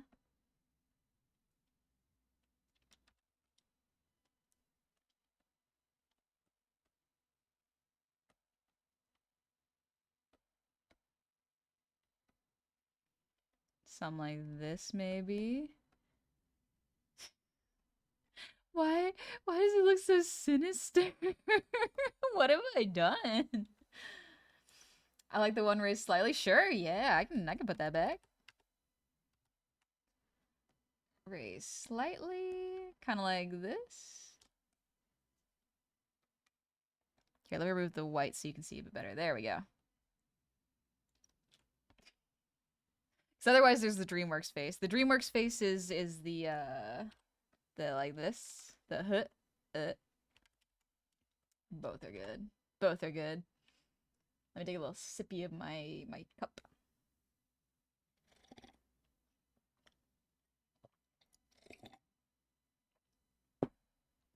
Love the contrast between the music and this expression. I'm all about that contrast, baby. Not sinister enough. Starting to make it look like you want to I want to hit him. Good work. Good. Good. Good. This is the face of someone that is taunting you, but you can't do anything about it because he's right. That's what the smugness is. That's what it is. I think this is a good one. The other one was this one, which is... This one's more smug than Grinch, for sure. This one is just mewing. Like, there's no two ways about it. That's just mewing. This one is fun. I do like this Grinch face. Let's put that in there. That's Grinch. I like both. I do like both. Personally, they are quite good. All right. That is pretty much it for the rough faces. Now let's do the head angles. The head angles are not too complex, but they are important to do because you want to make sure that they look correct. Normally what I do is I use the HAG system, but because this is robot face, it is going to be a little bit different. The HAG system is great because it uses a little bit more anime styled heads that I can readjust, but this is different. This is different than the HAG system because it is not necessarily human bone structure. So we're going to work with what we got here, which is my brain. Shimron make me pull out the old art skills. Good stuff. All right, we'll call this face or head. Let's do a 3/4. You know what? Let's do an up first. We'll do a base, an up, and then a down. Those are the easiest ones to start with. So get this out here. And how this is going to work is I'm going to do just a trace redraw. It is the easiest way to do it.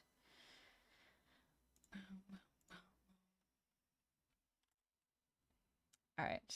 What I'm going to do actually is I'm going to say this is duplicate, Clip Studio file. Shimron. Shimron rig. Call this rig. Saving real quick. Shimron, I'm helping. We're stretching my brain. It's good. It's good. Now let's open it. There we go. Because now it's a Clip Studio Paint file, which means it saves all of my layering and colored layer organization. And then when I actually export it, I'll delete it. Chad is confirming we're both on the right path. Good. Excellent. That is one of the big benefits of streaming. So usually what I do for my own personal models is I keep it private because there is a trick to chat suggestions. Chad has excellent ideas, very good feedback, excellent stuff. The drawback, chat will egg you on and keep making you add features. They'll be like, ooh, this is really cool. Ooh, this is really cool. And they'll make you want to add more stuff constantly. So I gotta balance that. That's why I usually keep my model reveals secret, because as my own artist, I have to go, no, honey, you can't. You can't add another toggle. That's too many. That's too much work. It will push back your debut.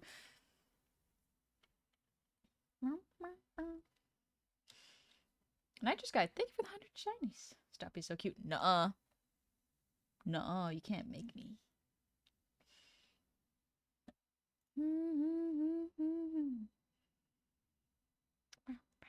I forgot I have a brownie.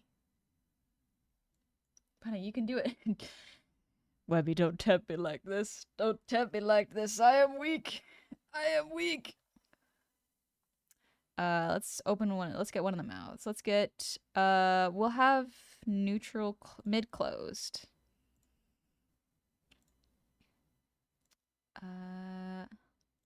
Actually for myself, let's do happy closed. Wait, mid closed. That's probably the most neutral and easiest to calculate for. Okay, we'll do that. So here's how we're doing the base. Oh, yes. I love the Sinners music.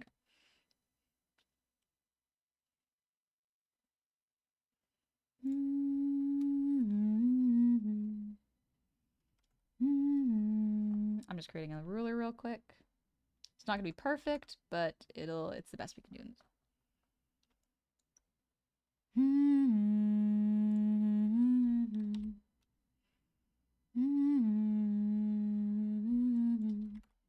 Shimron, hear me out. Give the model all the smug faces and it's on randomizer. When the toggle is pressed, a random which smugness you'll receive. Chaos. So the fun fact is the toggles will not actually be buttons for the smug face. It will be activated by Shimron's actual face.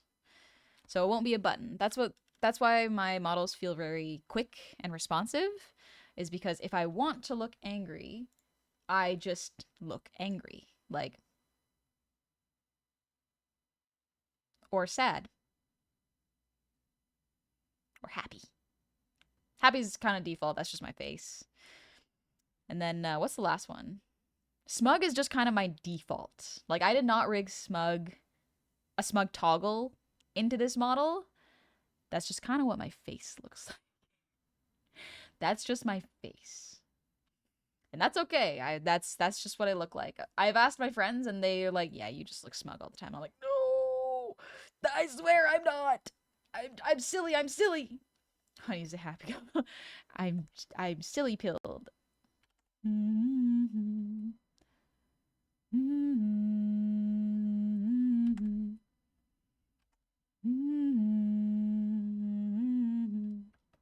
Full of joy and whimsy.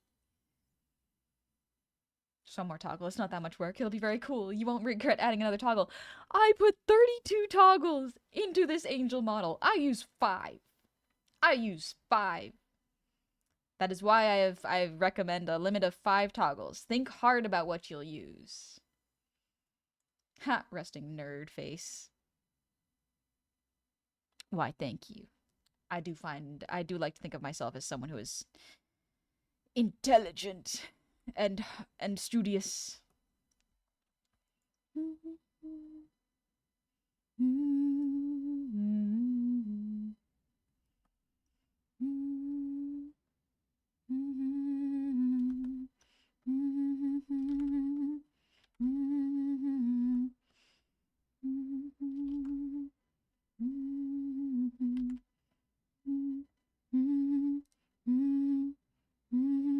Oh, Mississippi water is no trouble.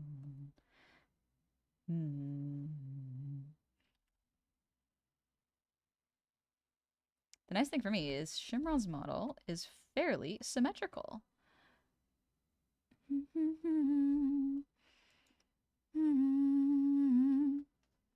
Ah, wah, wah, wah, wah, wah. Face you make when your Oshi compliments you. Of course, you love me. Thank you. Studious yet dubious. Dubious in what way? Alright, here we go. Now, I have got...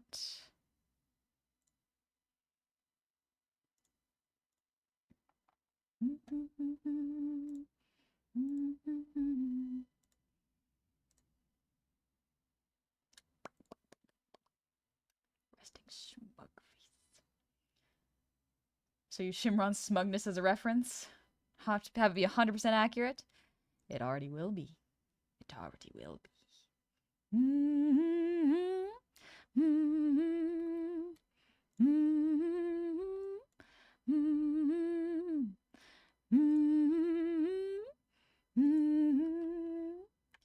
Alright, that's the base. Now, I'm gonna shift it. Alrighty. Shifting is always a fun one to do.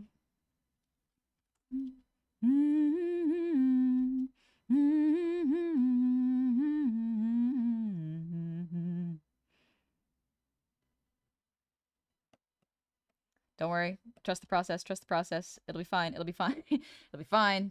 Don't worry. I got this. I got this.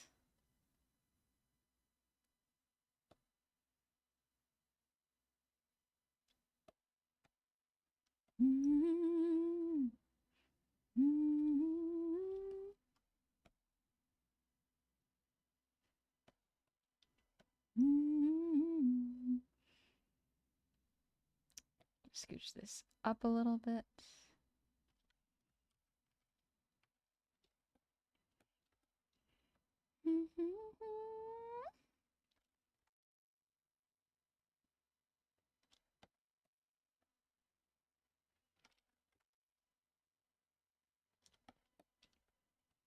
Alrighty. Now if we turn off the head, we can see what this looks like. We go from this to this. There we go. We have the illusion of motion.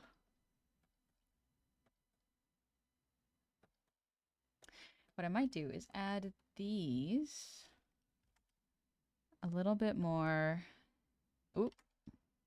inward.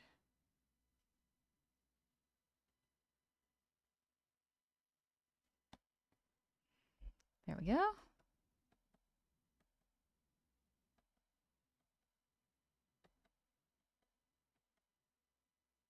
Okay, good stuff.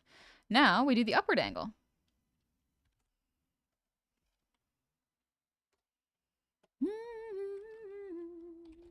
This one's down. This is the down face. This one's the up face. Would the momentum bit change that or just the end point? Let's see. Miss Honey, I don't feel so good. Starry Night, or I just want to say I love your model. Thank you. Would the momentum bit change with that, or is just the end point?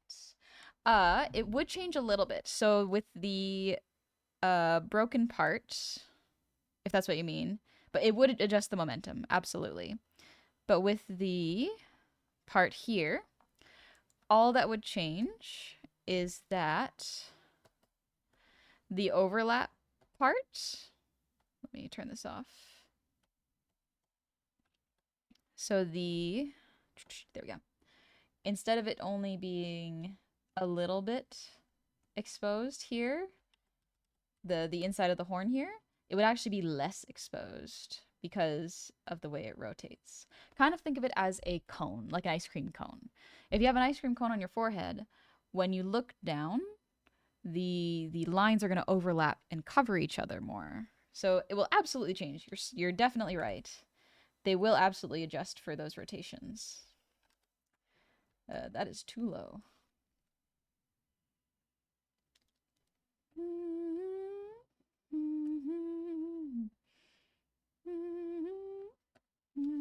Yeah, the broken bit's an ice cone cover up. Yeah. It'll absolutely adjust with it. It's harder to draw like this, but they are separated, so they will be easier to move up and down. So that's the fun part.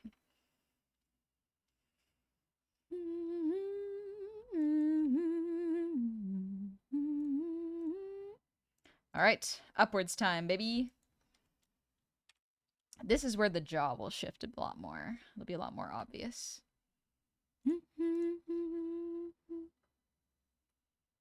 Actually, let's start with the eyes. It's always easier to start with the eyes. At least for me.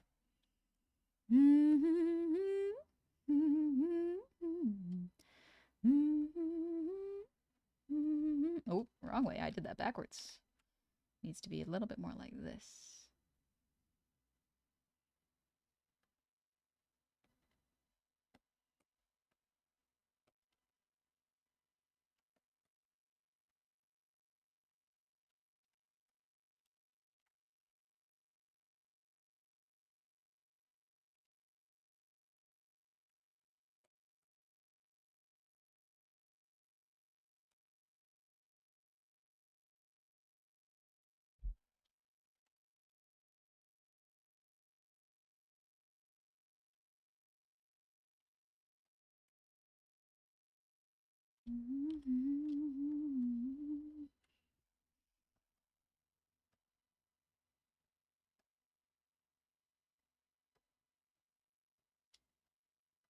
Let's go a little higher. I think I can push this angle more.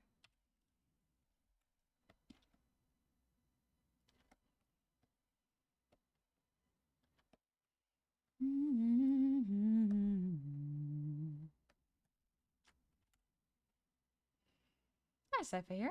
Been a hot minute since I got to watch one of your streams live, but I'm so glad you're still creating amazing art. Thank you. Thank you very much. I'm doing my best. Still having fun with it. How long does it normally take for you to do these models? Great question, Cyber. So that really depends on the complexity. If someone wants me to draw a model from scratch, including the design phase, that can take anywhere from 2 to 4 months. if it is not a super, super complex model with multiple really complex toggles. If it is just a rigging commission, such as Shimron's, usually, especially since Shimron is not adding anything out of the ordinary or like anything overly complex, I should say, because some people add way too complex toggles. I can estimate, but I won't really know until I'm done. So usually what I would do is for the client, I will overestimate just to be safe, because sometimes life happens. Sometimes you get sick. Sometimes family emergencies happen. Sometimes something happens to your computer, you know? So many reasons. So even if I have an idea of how long it will take, I will overshoot it just so that way I don't fall behind my own set schedule. But let's see. Pajama Toad's model took me about a month, I should say, a month of consistent work. Well, no, actually, it took me less. I was working on it with a different computer setup. I was working on a smaller Cintiq then. I was borrowing someone's tablet. But then, let's see. This Angel model took me 6 months to do design, draw, and rig.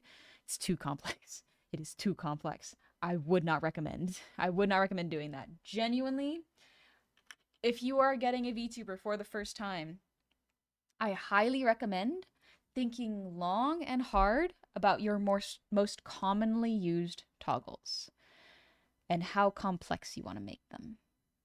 Because what Shimron has right here is excellent. Angry, happy, sad, something spicy, you know, Grinch, and very, very clean.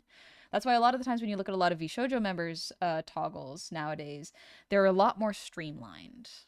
Because you will realize that your toggles oftentimes are not really going to be used as often as you think. It would be really cool to have a really exaggerated, funny laugh toggle when you have a really hilarious moment. But odds are when you're having that much fun, you're not going to remember to press the button. And sometimes when you do, your brain will go, oh, I have to press the button. And you will visibly look at the button and then continue laughing. And it can kind of break the moment a little bit. So that's why I really like making conditional toggles, such as these that Shimron has requested. It's basically what I do for my faces, where if I am extra happy, my face will automatically toggle the happy parameter. If I'm sad, I don't have to press anything. I can just look sad. If I'm angry, I just naturally look angry. It's fun.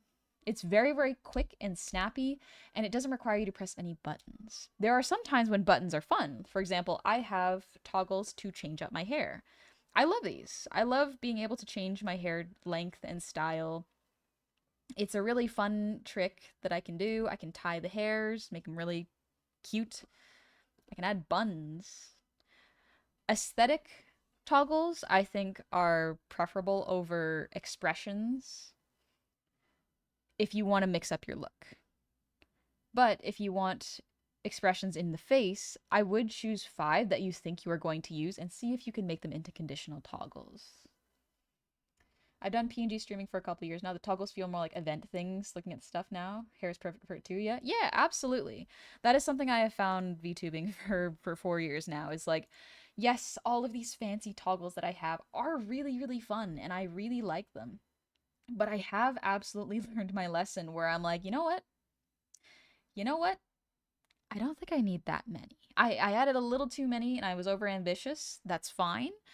But now I know better. Sweet Nine, I gotta get back to work, honey. Have a good rest of your stream. Take it easy, yeah. Is honey ever angry? Things should not anger her. Why, thank you. Yes, I do get angry. I definitely have a habit of seething. Excuse me. I definitely seethe when I am angry. I don't usually get very outburst angry. And that's fine. Like, there's nothing really wrong with that. I just get quiet. And that's when you're like, oh, she's upset. Oh, gosh.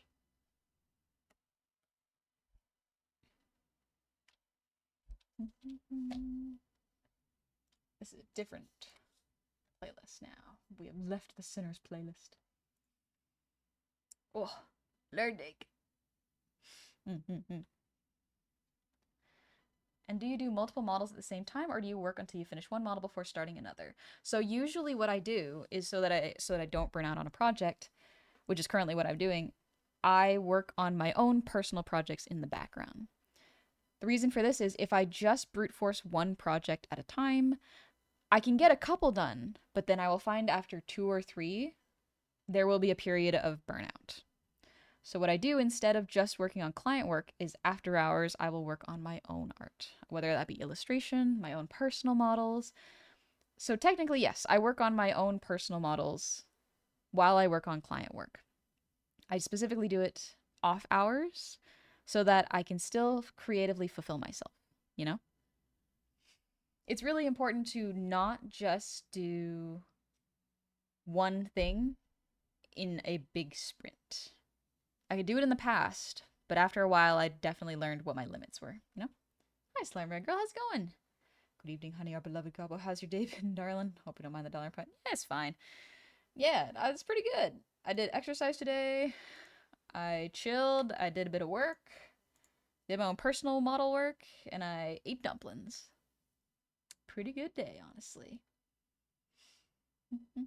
Alright, gonna finish getting cleaned up. See you folks in like, I don't know, 10-20. See you in a bit, Flugbear. I'll still be streaming then. Pick, pour, wrap, and clean. I'm gonna listen to some J-pop so I can wake up.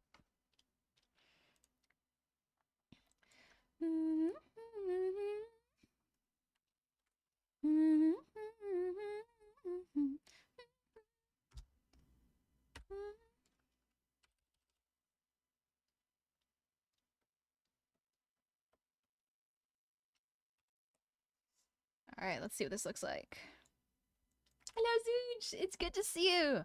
Happy holidays, I hope you're doing well and this holidays are not stressing you out. Because it happens. Cyber, you're a tension bender. You can control the tenseness of a room.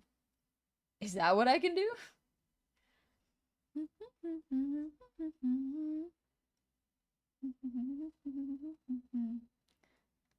Miles Canton, who plays Sammy, is absolutely cracked. He does music outside his acting. Oh, did not know that. Didn't know he did that. What's the plan for next week? Next week, since it is Christmas, let me double check the hours. Next Friday is the day after Christmas. I don't think I will stream on the 26th. I will have to see about the 27th. I do plan on streaming the 22nd, but that might be the last stream before almost a week of little break. Because holidays, you know? But yeah, I should be back streaming on the 29th at the very latest. Because yeah, family love to hang out, and I want to see them in a safe manner. But yeah, I'm going to take it easy.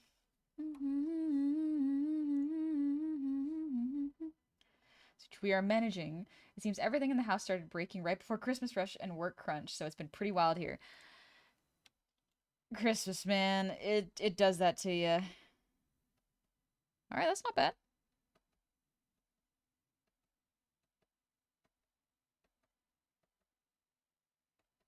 All right, sweet. There's the up and downs. Time for the 3/4.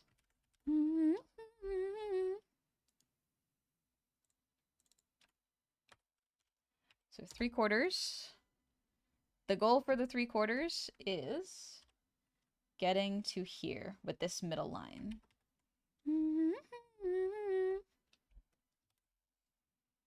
Personally, can't wait for January. I'm very excited for January. Like, Christmas is fun, but it can be very, very stressful. January is great. I love January. It is the new year, and the new year's not as stressful. It's stressful in a different way. When someone's quiet, angry, everyone can feel it. At least that's what I've noticed. Ah, yes. I have a habit of doing that for sure. When trying to improve your art, do you think it's more important to prioritize studying, or do you think a balance of fun and learning is better? Both. So when you are trying to improve, depending on what stage you're at, if you don't really enjoy art, then I think you should focus on having fun. Above all else, have fun. Add some learning in there to help yourself improve, but create a nice relationship with your art by having fun with it. If you already have fun like me, you need to learn. If you're like me, and I'm talking to myself when I say this, I gotta do more studies. I gotta learn more studies. I gotta do some color studies, figure, cloth studies. Just generally gotta study more. Because I already love art, but I have to study. I gotta do some life studies.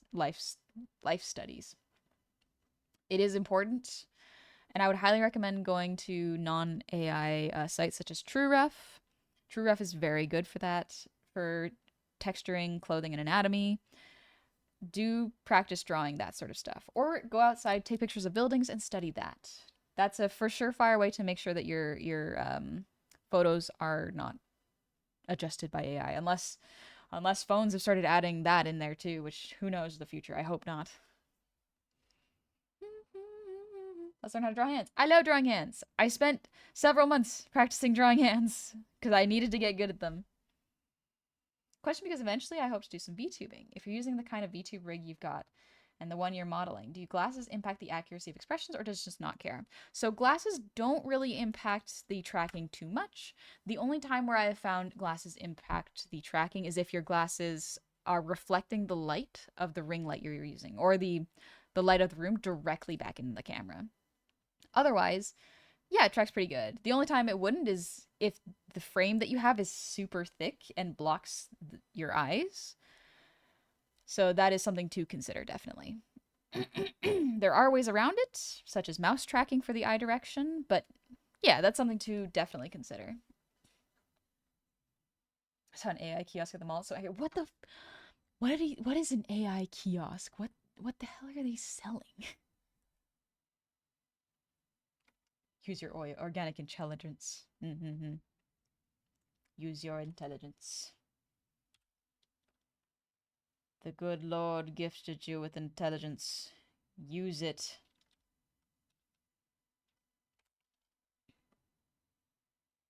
Nope.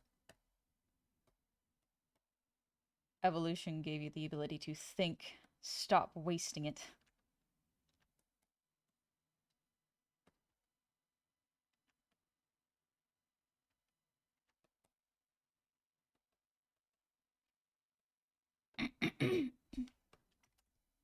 Okay, no, I refuse to think. No, then you'll be extremely susceptible to propaganda and advertising. Please. Please, no. Oh, wrong button. This is different. I want to grab this, actually.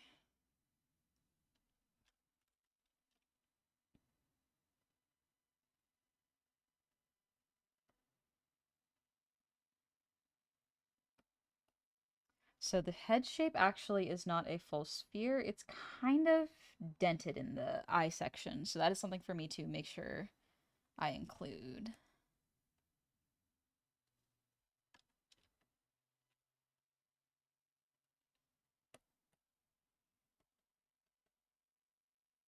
Okay, not bad.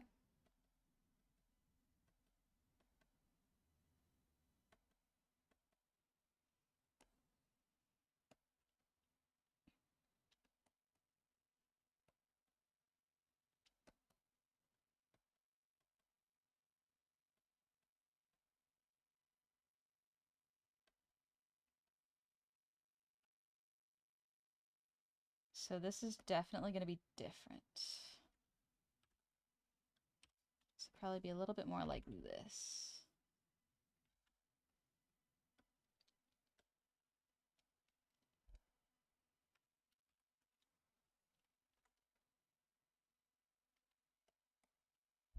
Then we got to adjust the jaw. Dented or lobotomized? Have you heard about the hit MMORPG Final Fantasy XIV? I have indeed. I played the character creator, but that's about it.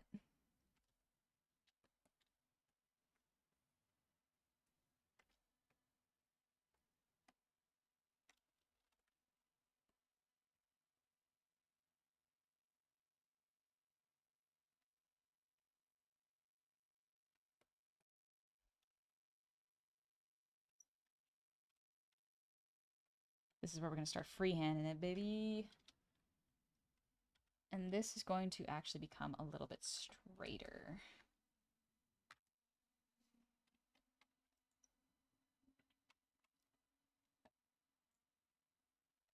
All right.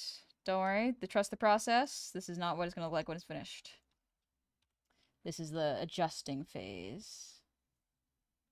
Chiron. Head's almost a teardrop shape from the side. One artist friend said she hated it. Yeah, I'm looking at the reference and it's like, ooh, okay. It's definitely a different head shape than I'm used to. In fact, let me grab the head shape and put it in here.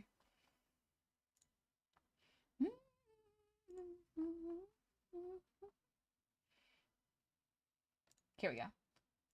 This is the reference here. It's so big. I made it too big. But yeah. It is like this. Like y'all can see, it's got this like curve to it. It also has this curve from the side. So I'm trying to make sure I emulate this properly. So even if this doesn't look quite correct, it's okay. You saying this isn't the final result makes me curious to see a wireframe VTuber. I've seen a wireframe VTuber before. I know that Blender has wireframes and you can see a VTuber from what they look like there, but it's definitely different. Yeah, I haven't seen one shit run. It'd be interesting to see what a wireframe one looks like. Because I can imagine what the meshes and the deformers look like. But maybe not that. Maybe I'll eyeball this.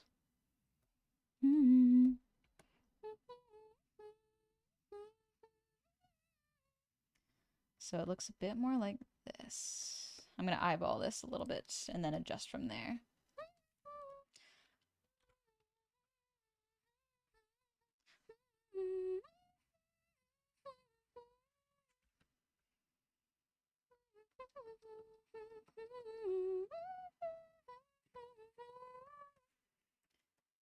Okay. So it's a little bit of a bulge here.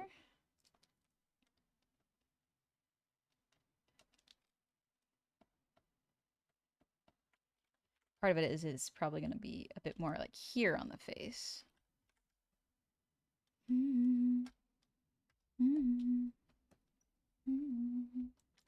you want the color version of the ref sheet? I think I sent it, but it'd be easier to just have. Sure, if you'd like, that would be great. I would appreciate that.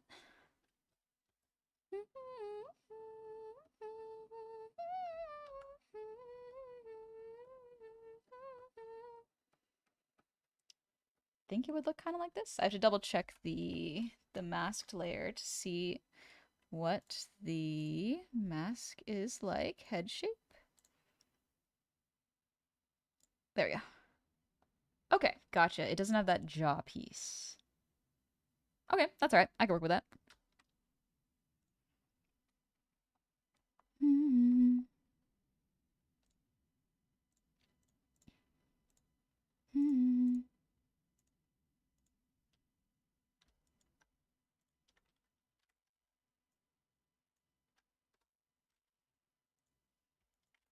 Also, big props to Pitch and Child. I got the ref sheet and then asked them if you could make it look like the blueprints there. That was fun. Yeah, it's cool.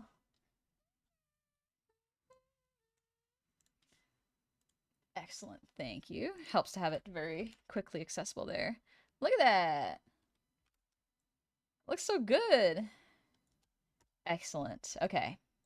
Good stuff, good stuff.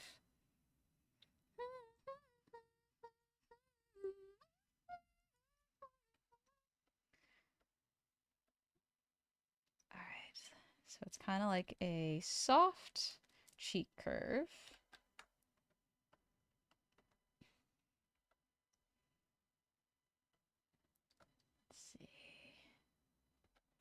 But still got the roundness and the head volume here. Good. Even curves nicely. Okay.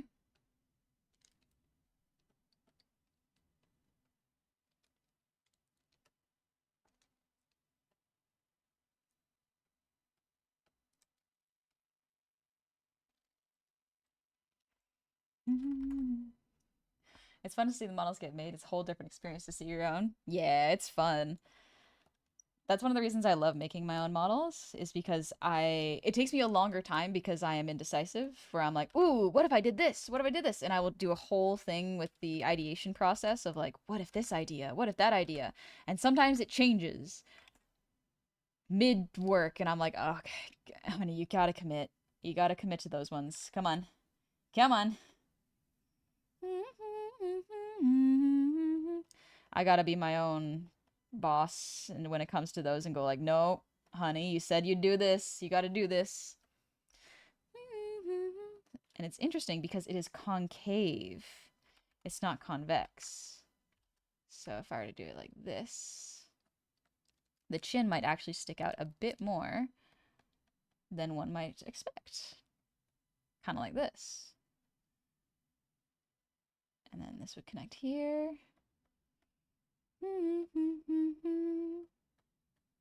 Bit more like this rather than a convex sort of thing. A little more concave. Then we'd have the horn out here as a little estimate.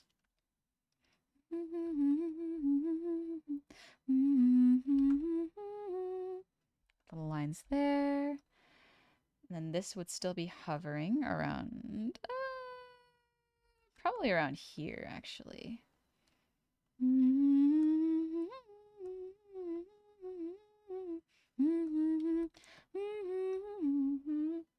And this one was right around there, so it would be right about here. A little higher.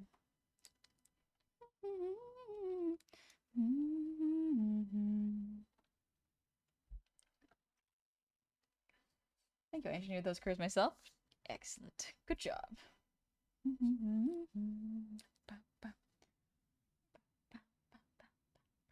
Sherman, I absolutely get indecisiveness. I have a few Warhammer minis painted in one style before I switch the whole army scheme. I kept those few same though, because kind of honor the original work. Absolutely, yeah.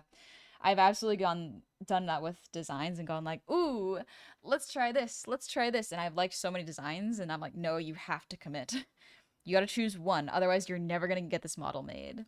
I know it will improve and change with your tastes the longer you wait, but if you wait forever, it will never get done. And so I have to tell myself, I'm like, please, please make up your mind. So since the shape is back a little bit, we're going to make sure that shows in here. So it'd probably look a little bit more like this rather than curved that way. So that is going to be the big shift of the perspective that I'm going to have to work with. But that's okay. Horns are pretty fun.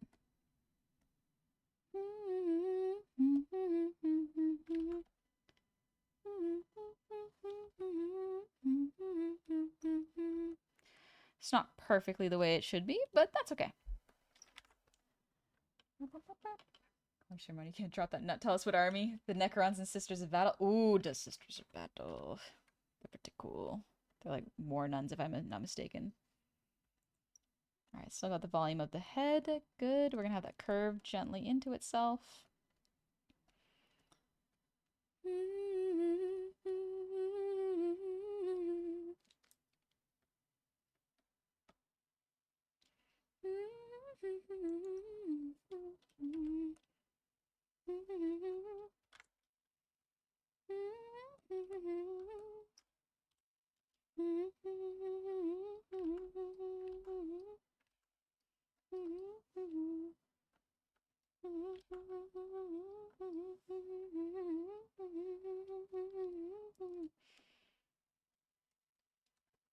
Nuns with guns? Yeah, yeah. Hi, Samth. Welcome in. Could DM a pic of the sisters if I want to see. Sure. I'd love to see. I like seeing Warhammer minis. They're fun. Alright, that seems like a pretty good 3/4, for at least for a first pass. It's not perfect, but it's mainly for a guideline, so we'll leave it at that for now. Otherwise, I'll be polishing it all night.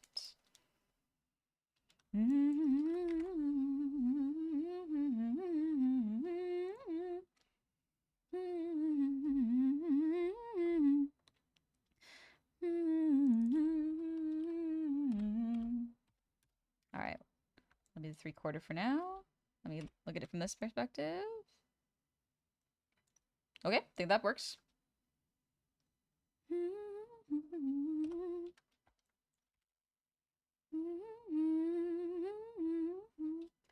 Bloodasp. I'm working on the 3/4 perspective of this model right now. This is the estimated 3/4 of what it should be, and it should be on the other side too. I think it looks pretty good compared to the first one, which, if I were to darken it, looked like this. Sometimes shifting things directly from where you saw it is not exactly the best way, but it can give you a good place to start. But instead, freehanding it gave us this, which looks very nice in comparison. The music stopped. Really? Let me double check. It's still playing here. Properties. Not for me? Interesting. So the music is split so that it doesn't get captured in VODs. So maybe there's a little bug that you can hear the VOD. Oh, wireless headphones died. Okay, that makes more sense. Gotcha. John, I've always loved the way you do angles. Thank you. It's a very good trick to learn when you do head angles. Head angles are very, very important. It helps to push your character to the direction you want.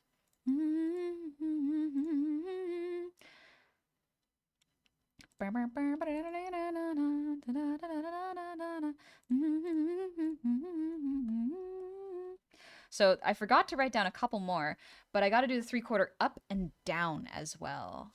So that is an important one to do that I can just do right now. Hi, Biting. Welcome in. Also, Novita, thank you for the posture check. And Nerd, thank you for the hydrate. Can't recall if I did it, but I will do it again, because I had super salty pasta the other day, and I think it affected me quite a bit.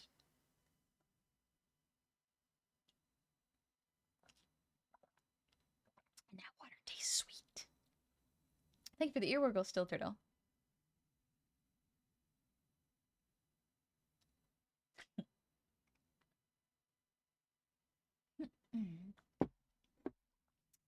Oh, thank you for the hydrate, Blood. Perfect timing. Actually, let me grab my water real quick, because I just drank all of it. So let me grab some water very quickly. I will be right back. Enjoy the music. Oh, maybe I'll eat my brownie now. It's been staring at me. What if I eat it? What if... Oh,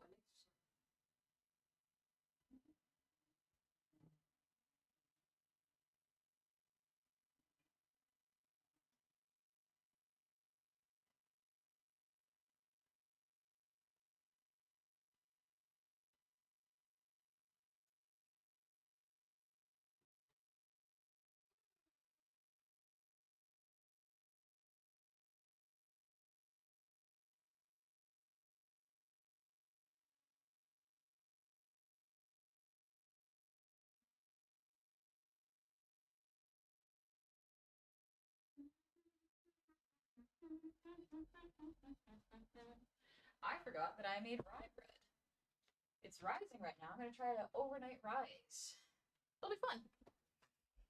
Sharon, so while using that stream, you can go into audio settings and dedicate the output of the music to channel 2 while everything else goes to channel 1. Ah, yes, the separating for OBS. So that's how a lot of streamers avoid getting copyright claimed. So if the audio goes to the stream but not the VOD, it is a way to make sure that the music does not get claimed, you know? Yeah, said I was asking. Thank you for explaining. I heard salty nose, so I thought you should hydrate. Good idea, Blood Asp. Let me take a little sippy. Good stuff. So the other thing I forgot with this is I don't just do the 3/4 face. I got to do 3/4 up and down. So let's do that right now.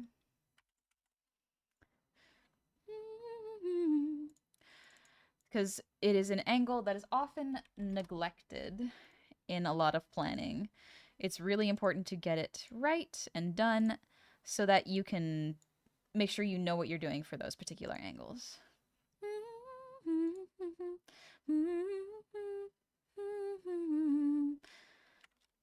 Scooching it over this way. Nope. Not like that.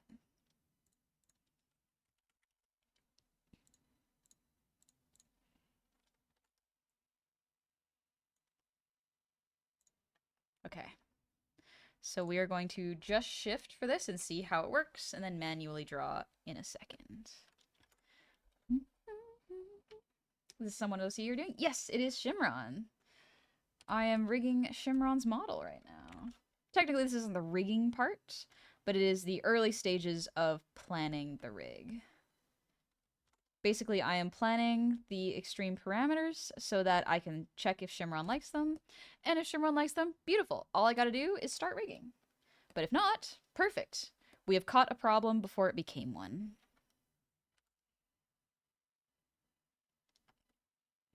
It's gonna be a slight head tilt up with this.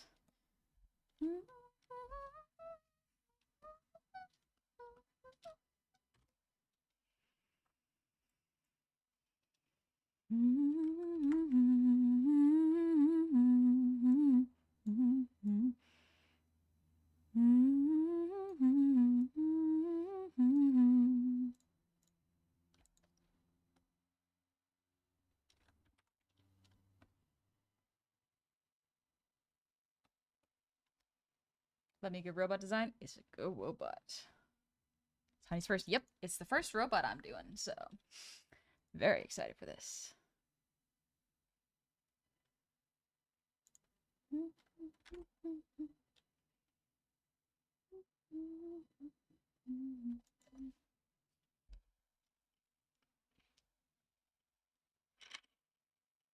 Sorry, I'm just readjusting my blanket because it's chilly.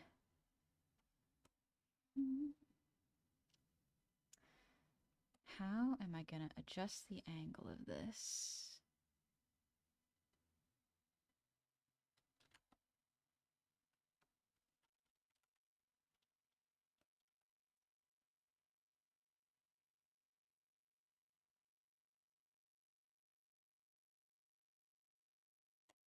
You know what? Instead of doing it this way, I'm gonna eyeball it again. Because eyeballing it felt like it worked better. Alright. We turn on the 3/4. Get a little estimate here. A little rough here. There we go. Okay. We are going to estimate this again because I think it's just faster. Honey herself is wrapped in a blanket, but her model isn't. I gotta keep a little cozy. Gotta be a little warm. I'll put the chibi wings on instead. Hey, bless. 30 Humpity streams, baby. 30 in a row. Oh. Alright. Let's see.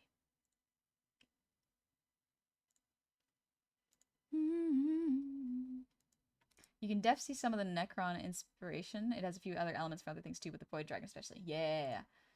Let me share what first one on the left, hence the just that makes sense. But this is one of the models that Shimron was making. Well, two of them, I guess. But yeah, I can see how you shifted from this one to this one. The color palette is very different. I see what happened. They look good though. I love how this copper looks. I wanna learn how to paint copper in minis. I know there's paint for it, but like some people are just so good at it. Back from D&D for some goblin healing. The friends you keep. Tough day for animal companions. Oh no! That's really rough, TL. I hope that you recover emotionally. Oh. The finger painting. That's so much detail.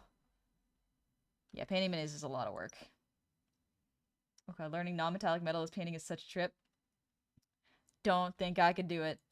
Don't think I have the skills for it, quite honestly. But looks good. I understand how to do it, but woof.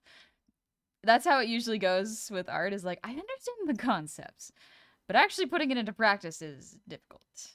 Takes a lot of skill that I have not built up yet. I would not do a full army. Fair. Very fair. Alright, we're gonna eyeball this.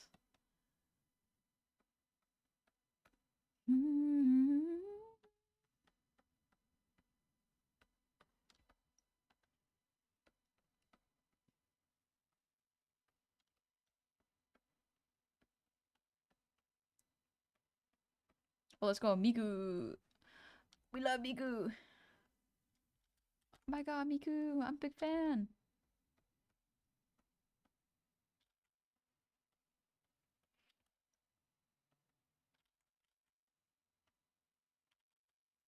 This would actually start higher.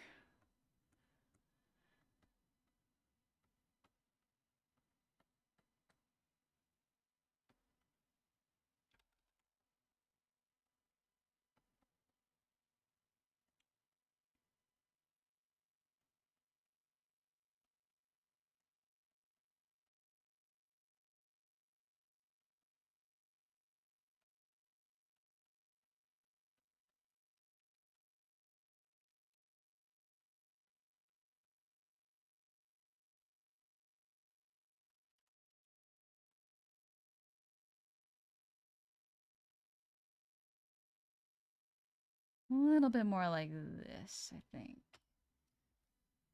So it definitely looks up more, but it's not looking up enough. Something like this, and then grab this. Scooch it up a little bit more. We're exaggerating the angle pretty much so that the big points line up, such as the chin, the mouth, the eyes where they start and end. It's a little off here, but that's okay. I can adjust that. I can fix that. That's closer. Yeah, the druid reluctantly healed it. Didn't have to deal with the second bird dying in my arms. No! TLDRs, you picked a base color and then slowly kind of draw smaller shades and shapes that emulate the sheen and highlight on each spot. So draw the highlight on the upper thigh and the knee, pecs, and chest plate. Oh, good gravy. That sounds like so much work. Nini Beats, thank you for the sub with Prime. Welcome on in. I hope you are doing well. Sir Delanoche, thank you for the breathe and save.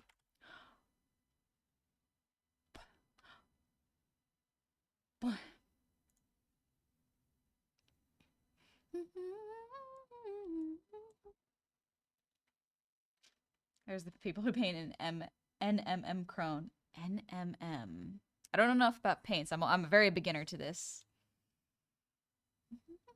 Let's go, Miku. We love Miku. I don't know if it's Miku, but I would have to guess it's Miku because it sounds very much like a non-metallic metal. Oh, okay. I see. I see.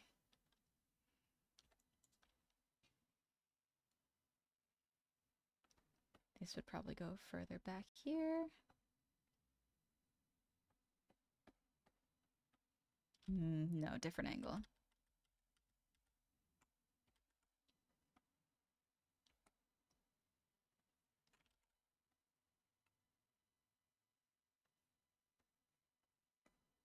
Something a little more like this. They would hover over top of the skull a little bit.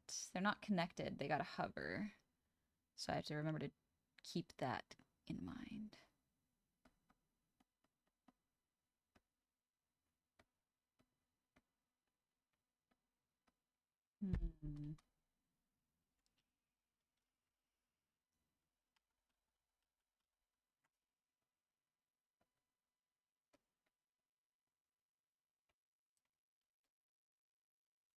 This maybe? Oh, Fire, need to get going? Okay, no worries. Thank you for coming to the stream, and I hope you keep having a good one too. People who could do NMM scare me. Non-metallic metals? Yes. They are. Some people are just so good that they can do that. I do not have the skill. There's some Golden Demon winners who have painted some absolutely beautiful works. And then there's style where you paint it like an anime and manga style with the lighting working from any angle. I have seen some of those. They're insane. They're so pretty, and I don't know how they do it. But I just watch in awe.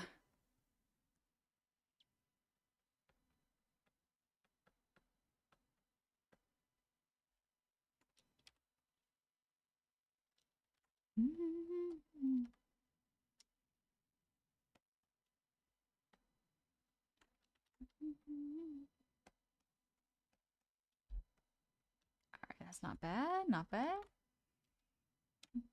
I see someone cell shade a model. Cell shading is beautiful. I think it's really nice to make something look 2D from all angles in a 3D space. It looks so cool. All right, there's the up. Sweet. Hambles, thank you for the resub. Happy 30 months. Welcome on back. Thank you very much. All right, let's do 3/4 down now.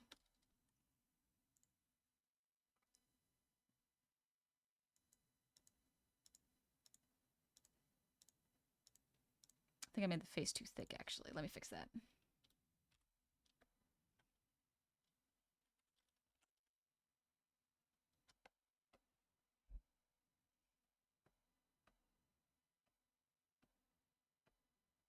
The eyes are not close enough. This is why we do the rough. This is why we figure it out here.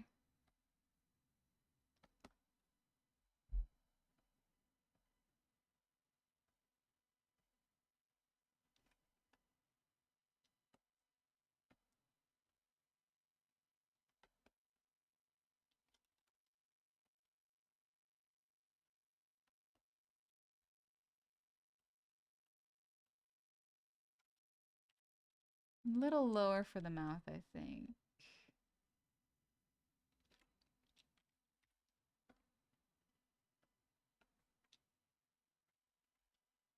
Alright, not bad. Want to get more confident in my base work and finish my actual tabletop armies before I start doing really pretty things. Though I will say I'm fairly proud of the non-emissary and crypt deck I did. Oh, Norn emissary. I was like, non-emissary. Norn emissary. Gotcha. Oh, good little stretch for me. Also, I painted some of them on stream. If I can make a shameless plug. Of course. Of course. Because, yeah, that's what you do. That's a lot of your streams is you like to do minis, yeah? Let's see. Little closer.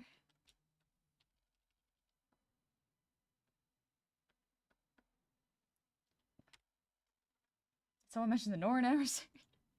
We've hit a landmine. We've hit a special point with myth.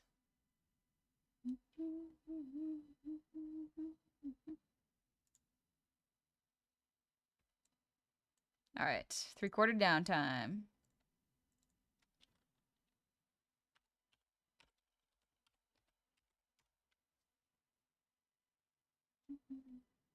Let's see, I'll stream for another 15, 20 minutes-ish. Then we'll call it stream because I do want to stream tomorrow morning. So I've been staying up really late recently and it's been hard to wake up in the morning. So if I start a little later than 9 a.m. tomorrow, I do apologize. I do apologize. It's been a hectic season. Does good for me. Didn't realize the time. Yeah. I started a little late than usual. It's almost 10. Because I had a exercise class before this. I figured I'd try an extra exercise class on Fridays to see if it helped me with my mental health. And honestly, it did. I went into it feeling really, really bad. And then afterwards, I was like, ah, you know what? Life's not so bad. Exercise is good. And so clearly it works. Night owl, night owl. No, Shimron, please. I can't become a night owl again. I'm working so hard to become an early person. Here's the messed up thing. I can wake up early so long as it's 5:30. If it's not 5:30, I can't wake up. My papa used to wake me up at 5 to 5:30 to go on runs when I was a kid. And I guess that just stuck in my brain as the wake up time. And it was fun. Exercising that early in the morning is good for me, I guess. But yeah. All night long, all night long. Nay, I shan't. Hi, Danny Man, how's it going? One of us. I see. What you gonna be doing for tomorrow's stream? I will most likely keep working on this actually, and if I finish working on this, if I pretty much do all of the roughs that I need to get approval from Shimron, then I will do my Blender model work. I'm gonna redo the head because I learned a more efficient technique, so I'm gonna try it out. Blender is a lot of learning and then realizing you made a mistake and trying it again and doing that a bunch of times, so not uncommon. Embrace the darkness of the night.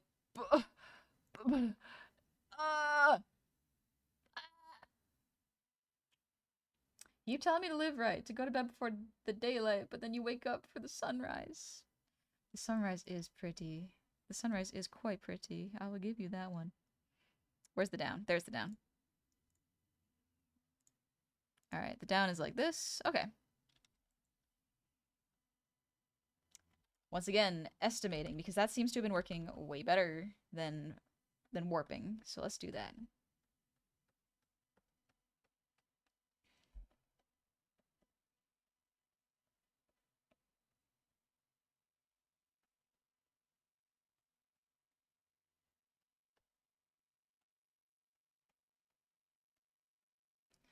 Man, so many Japanese idols have such soft, high-pitched voices.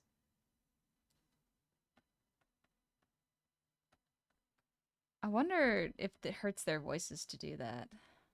Because I know that a lot of VTubers and that tried to do that ended up giving it up because it wasn't good for their throats.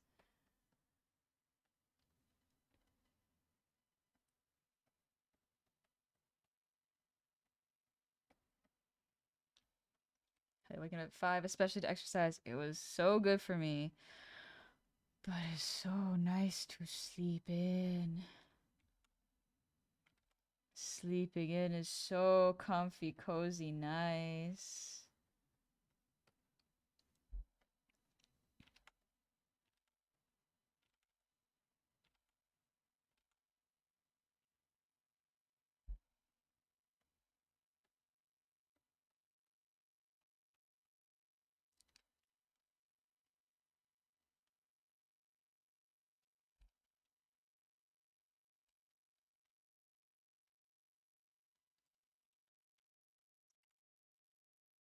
Johnny, I've never been a morning person ever. I'm not a morning person unless it's 5:30 in the morning.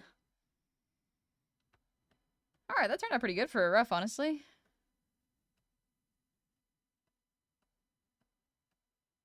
Yeah, that's pretty good. Wow. Good job roughing it, honey.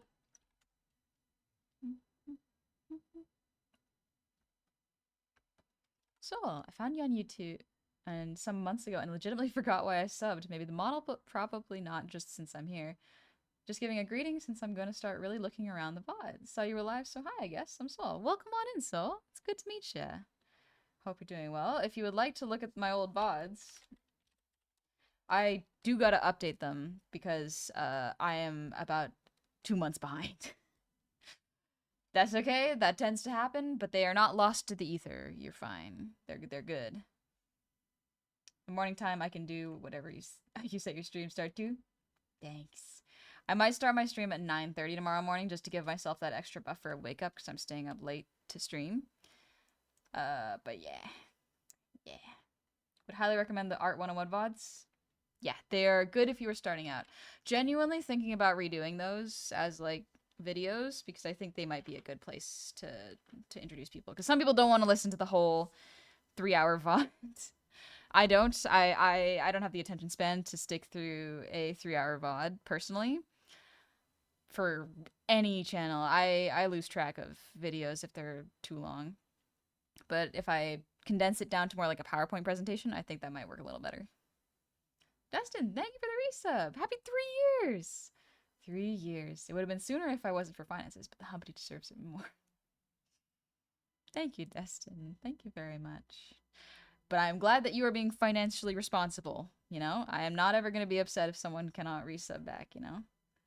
I would much rather y'all take care of yourselves. I do appreciate the support, and I will not disparage it, but I would also not be upset if y'all are like, if y'all got your own bills to pay, you know? Dustin, you approved now? Good. I'm glad your finances are doing a little better.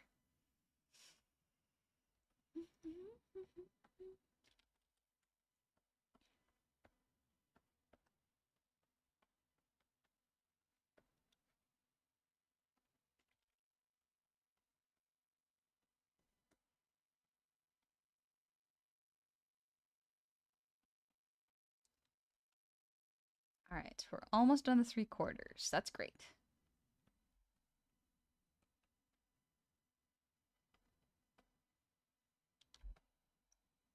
Nice.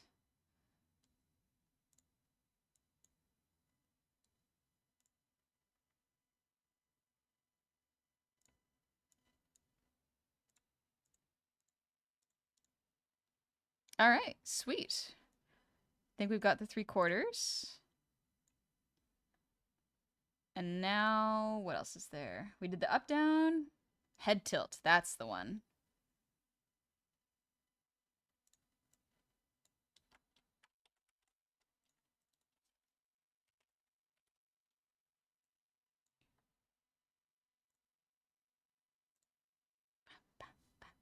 Edward Sugar Maple, thank you for the gifted sub to Soul.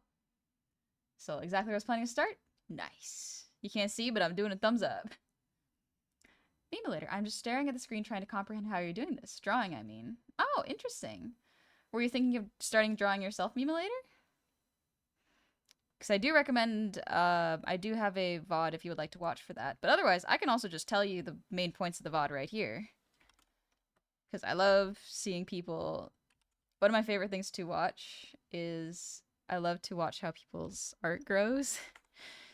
Because I love looking back at my old sketches and going, dang, I had some good ideas, I just couldn't have executed them because I didn't have the skill yet. And that's fine. No, a few years ago on Thanksgiving, we slept early so we could wake up at 3 a.m.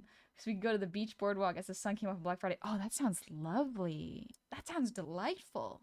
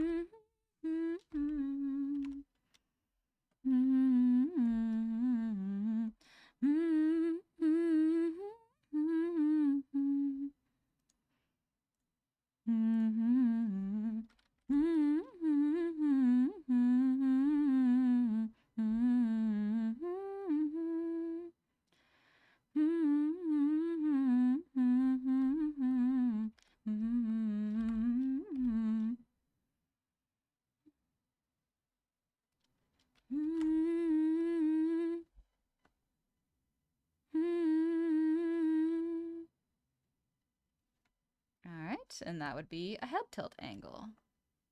Basically, it's just the side to side of the head tilts. I'm plotting the extremes. I want to get the XP Pen Magic Tablet first. Just personal preference. By the way, how long do these projects take on average for you? Depends on complexity, because some models are much more in-depth than others, such as sometimes I have to do the design, the illustration and cutting, as well as the model rigging. If I'm doing everything from scratch, it could take anywhere from 2 to 4 months if it's really complicated. But for this one, I am just doing the rigging. So we'll see how long it takes. I don't like seeing the amount right away, because sometimes if the client has more back and forth, then we do that first. Like, a lot of it depends on like whether I make something that the client approves of, and if I find any hiccups in the rigging that I do, you know? Johnny, thank you for the hydrate. But this angel model took me about 6 months. The one you see in front of you. Simple model, simple rigging for PJ was a little under a month. I was working on that on and off so that I did avoid burnout.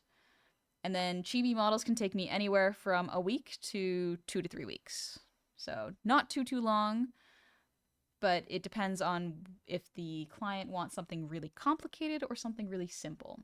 The more fiddly bits on a model, the more work it will be to make sure the fiddly bits move properly and are cut properly. So if you look at this this goblin model, think of the fiddly bits are the hair pieces, all of the jewelry, the glasses, the earrings, the jewelry, the wings, really all that stuff. I did not put too many fiddly bits on this one, but I put a lot of toggles on, which made it complicated. But yeah, Memulator, it also depends on the artist's skill and experience. I have been doing this for about 4-ish years now, so I was slow to start, and I'm starting to, well, I always feel like I'm starting to get into a rhythm, but like I'm just gonna consistently get faster and faster and more efficient the more I practice. You got tea? Let's go. Later, all those times are pretty fast, not gonna lie. You're a very talented artist. Thank you. Thank you very much. I appreciate it. I hope the XP Pen tablet works for you, because I've heard good things about XP Pen from some of my mods. I use a Wacom, which was secondhand, but if it works, it works. There is not necessarily a better than others. There is industry standard, and there is what works for you. And sometimes they are not the same thing. Everyone's got different needs, you know? This is so... Oh, it's Haruhi Miku and George, and that's why I was like, why does it sound like such dark music? It's gotten very late, so I'll take my leave. Bye. See you later, Raxarim. Thank you for coming. The tech bros have stolen the innocence of misspelling got me. Ah, I remember when times were simpler. Alrighty. I got the head tilt. Let's go.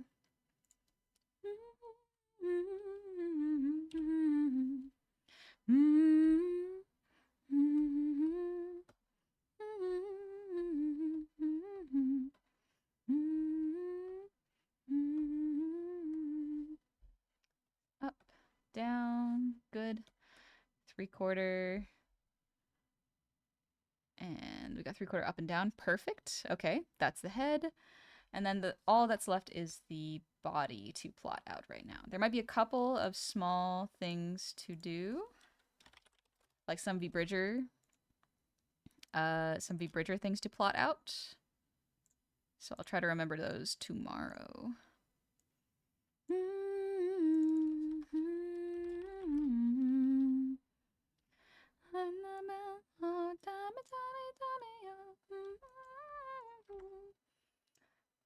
Thank you for the posture check. The XP tablet has paper-like texture for the screen, plus it can be used for general use and is portable. Fits what I want the best. Perfect! If it's what you're looking for and you feel like it'll fit your use, excellent, go for it. And especially if it's within your budget. I do think that's an important thing to consider.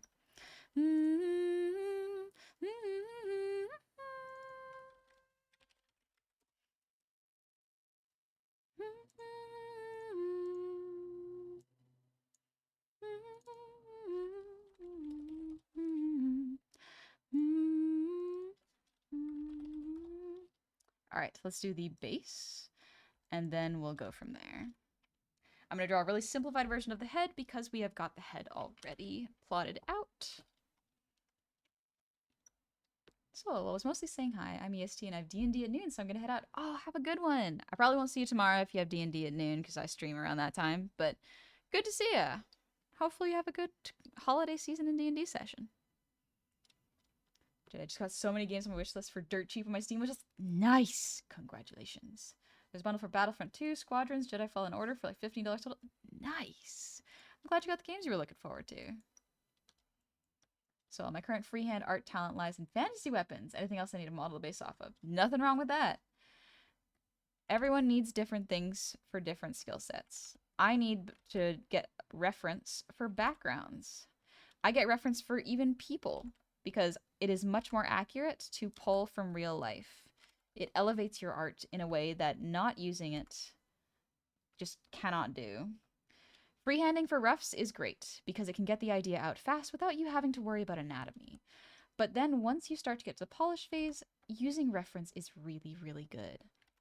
Because if you use reference, it will make your piece feel grounded in reality or in fantasy, depending on what you're looking for. Were you good at drawing when you started off? That depends, Gray. I started out drawing when I was 10-ish, maybe. Maybe younger than that. I've been drawing since I was a baby. But I think I was good for my age because I was having fun with it and I didn't care how good I was. So how good you are at art really depends on your subjective eye. One of my first pieces of advice to people is when you first start any skill, especially art or drawing, treat yourself like a baby. You are beginning a new skill. Do not treat yourself mean. If a baby is not good at drawing, you're not going to go, oh, your perspective is off. Oh, your line work is shoddy. Look at that. It's so sketchy. You're going to go, oh, no, good job. Like, glaze your artwork. Glaze the baby's artwork. Glaze your own artwork. Because what will make you better at art is not testing, but degrading your skills until you get better. Degrading someone until they get better does not work. It just makes them resent the thing. And so one of the best ways of doing it is being so kind and encouraging and focusing on the good things in this art piece that you make so that you have a healthy and more fun and amusing relationship with art. Because the best artists usually derive their art and creative energies from passion. If they want to do something, it will be way more polished and have a lot more feeling and impact than someone who doesn't want to draw or is just drawing to get it over with, you know? Faith, are you sure? It's just so much easier to hate my art. So that's the trick. That is actually the trap, Faith. It is almost always easier to hate on something. It is so easy to hate on something that it is a trap. Being positive and encouraging yourself to learn new things and try new things is probably one of the most difficult skills and yet most important skills to learn. Because if you just are mean to yourself while you're drawing or you're creating something, you're not really going to want to keep doing it because it's not going to make you feel good, you know? Sometimes I draw something, hate it, leave it, take a breather, come back and think, wow, I drew that, cool. Absolutely. That's one of the reasons I don't recommend people get rid of their drawings. Granted, doesn't work for everybody. Some people love to destroy their drawings, and it's your art. You do what you want with it. But if you hate your art, rather than crumpling it up and throwing it away or burning it, hide it. Put it in a sketchbook, hide it. Don't look at it for a while. Date it. Write down what you felt while you're drawing it if you want, but just date it. And then come back to it whenever. Maybe several years down the line. And you can very much get a little sense of like, oh, this is what I was doing at this time. And you can see where your skill came from, you know?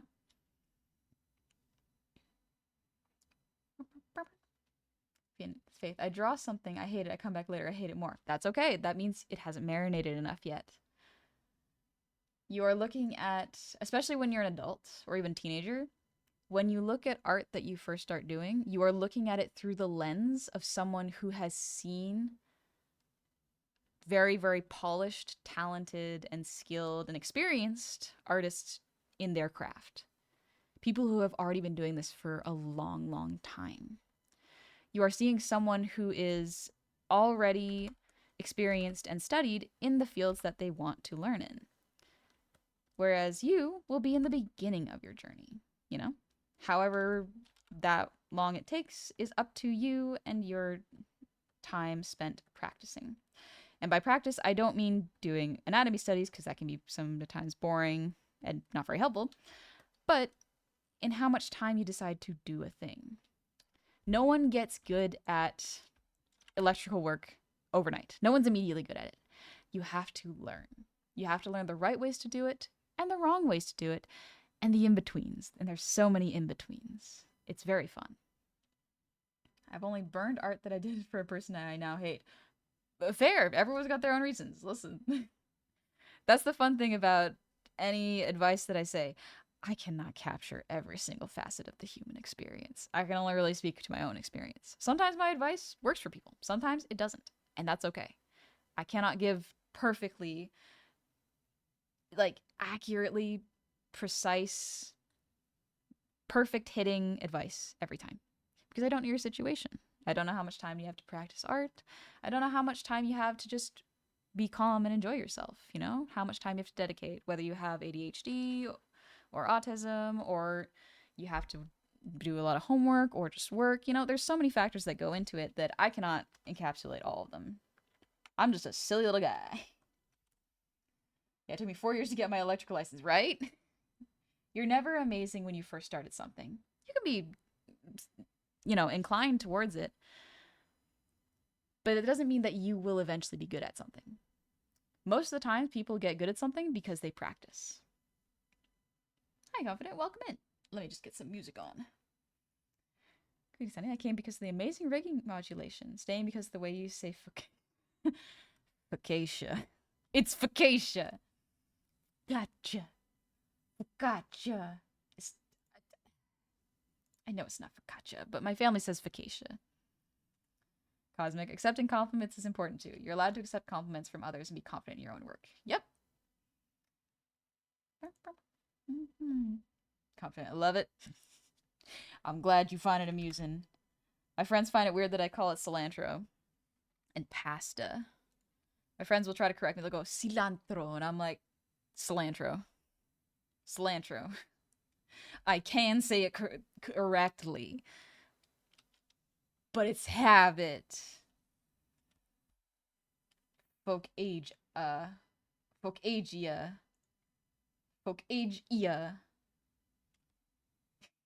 I don't agree with it yet. I love it. Has anyone else been in that situation? Put lots of effort into art for someone you changed opinions on overnight. Yep. So that's actually something that has happened. And it happens a lot. Oh, I'm also really impressed with your rigging and mouth expression. Thank you. This model is over a year old. It's over a year and a half old, so it's not nearly as accurate as my current models. My model children have much more accurate mouth tracking than I do because they have my more updated rigging skills. So my VTuber children have much more accurate mouth tracking, and I just find that really funny. The cobbler's children. Or egg on a basil. Or egg on a. What? No way. It's oregano. It's oregano basil, right? You pronounce it basil, I will flunce you. If you don't pronounce it with an overdone Spanish accent, you aren't pronouncing it right. Cilantro. Focaccia.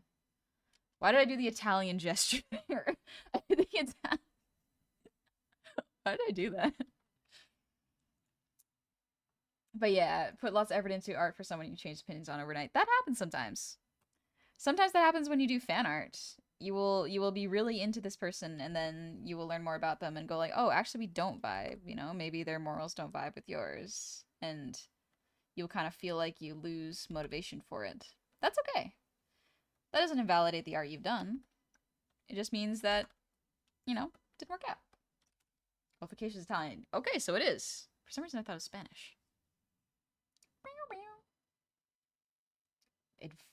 Tortilla.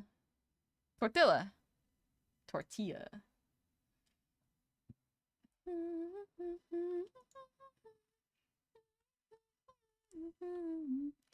I'm separating these into not exactly all the parts that they are, just the ones that are probably going to overlap in a particular way that I got to be worried about. Okay. That's fine. Yeah, okay. That's the base. Let's go, baby. I'm not going to worry too much about the hands because the hands won't change too much in perspective. It will just be the physics in there that I worry about.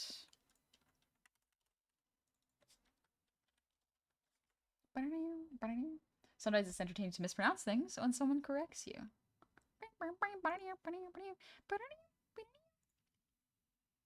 It took about 3 to 4 years on and off of working on my headspace and art to stop comparing myself to others. My sister and best friends have vastly different styles and are painters, while I lean more into comic art. Nowadays, I start to study how they do certain techniques and figure out how I can do that for myself. Sorry for word dump. Nah, you're good. That is absolutely fair. That's something that is very, very important with art, I find. Art is one of those things that people, when you're young, everyone can do art.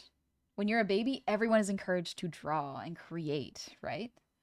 So why is it that when you hit like 12, people say, "Oh yeah, art is for talented people," you know, or some people are naturally good at this. Some people are naturally good at math. Some people are naturally good at science. Some people are naturally good at this.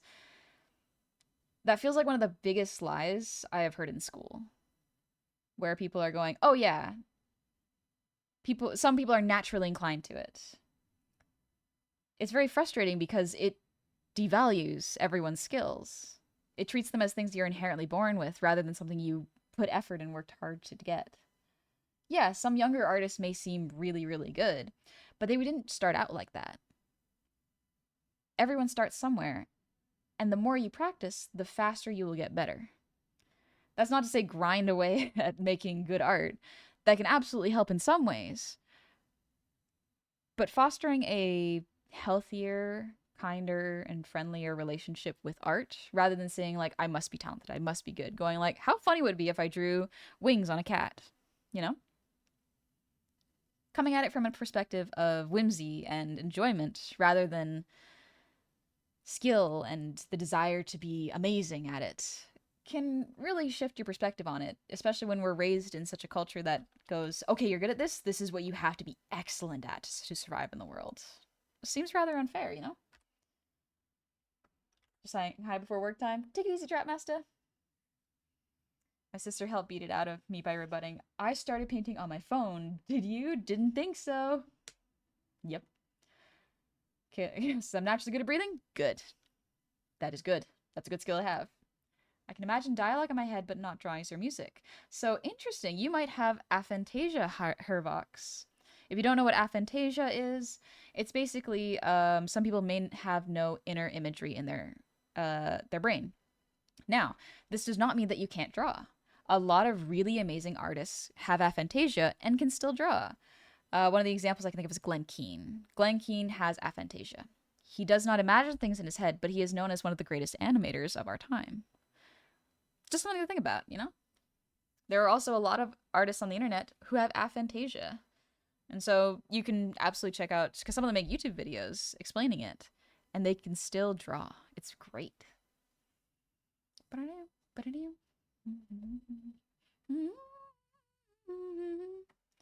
Thanks for the save, Johnny. Let me save this. Faith, yeah, like something that keeps sticking in my ego, I guess, is I spent a summer drawing along with my best friend. And now my mom will occasionally say, like, that summer when best friend's art got so good. Your mom sounds kind of mean. Your mom sounds kind of like she's not very nice to you. I don't know. I've only heard about her once, and I'm like, okay. But yeah, that can definitely sting. But something that is really important to do is to separate your ego from your art. And I am still struggling with that.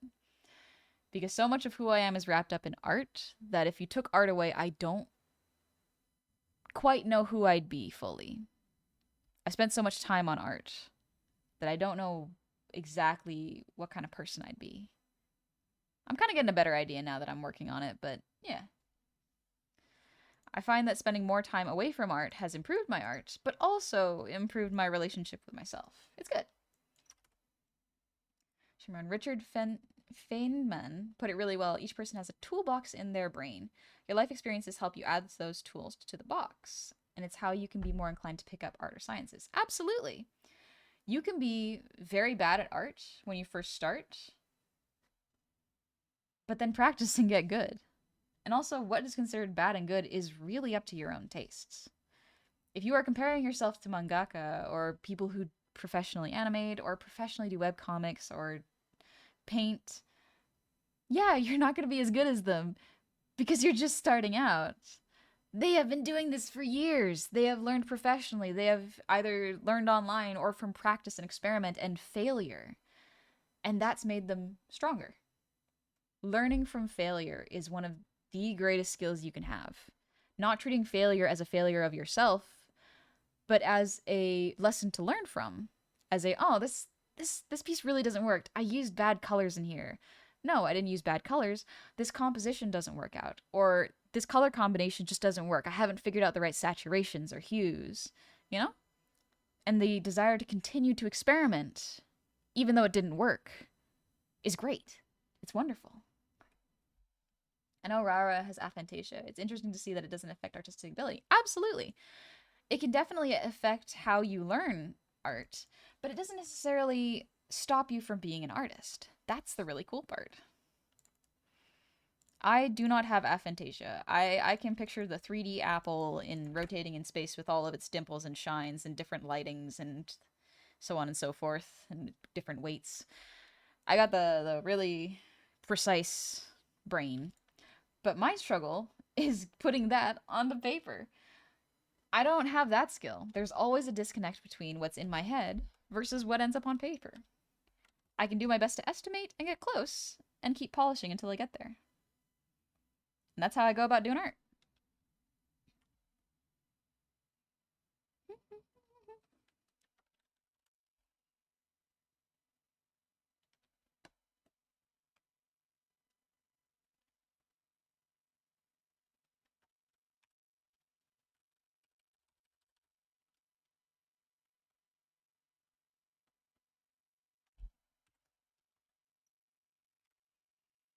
Cosmic, I found a way to help not experience burnout is to enforce at least an hour break and just sometimes let the brainworms win.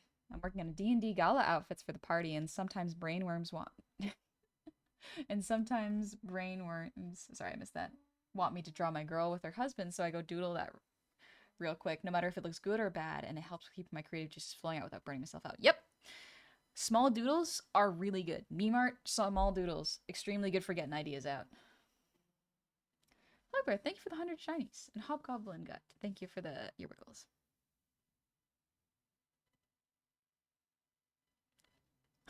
I can feel my focus waning already because it's getting late in the evening.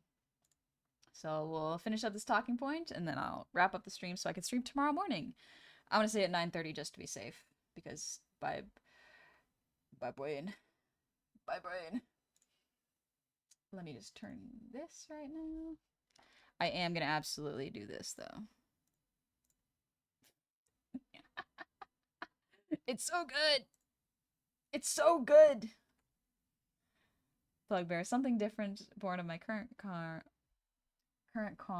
Yupik word of the stream. So through the online Yupik dictionary, Youngton, excellent resource I found, and the word Amagugualek, which has the given definition of type of parka. But looking into the given etymology, it starts with the amag, curved, and contains ng, uak, or ng, uar, which means imitation inauthentic, a thing similar to pretending to be, and lek, one with something or somethings one having. So, amaguglek is the white boy parka. White boy parka. Boosters, do you want to hear a deep art fear I have? Sure, why not? I'll turn this off for now. We can stare at this while we have a little cool down art talk. Oh, looking forward to the Bears game tomorrow night. Ooh, have fun watching. But I found out I'm severely deficient in vitamin D. Get to eating vitamin C and get some vitamin D pills because it is winter and you're not going to get much vitamin D because there's less sun. You look as a beautiful. Thank you. Thank you very much.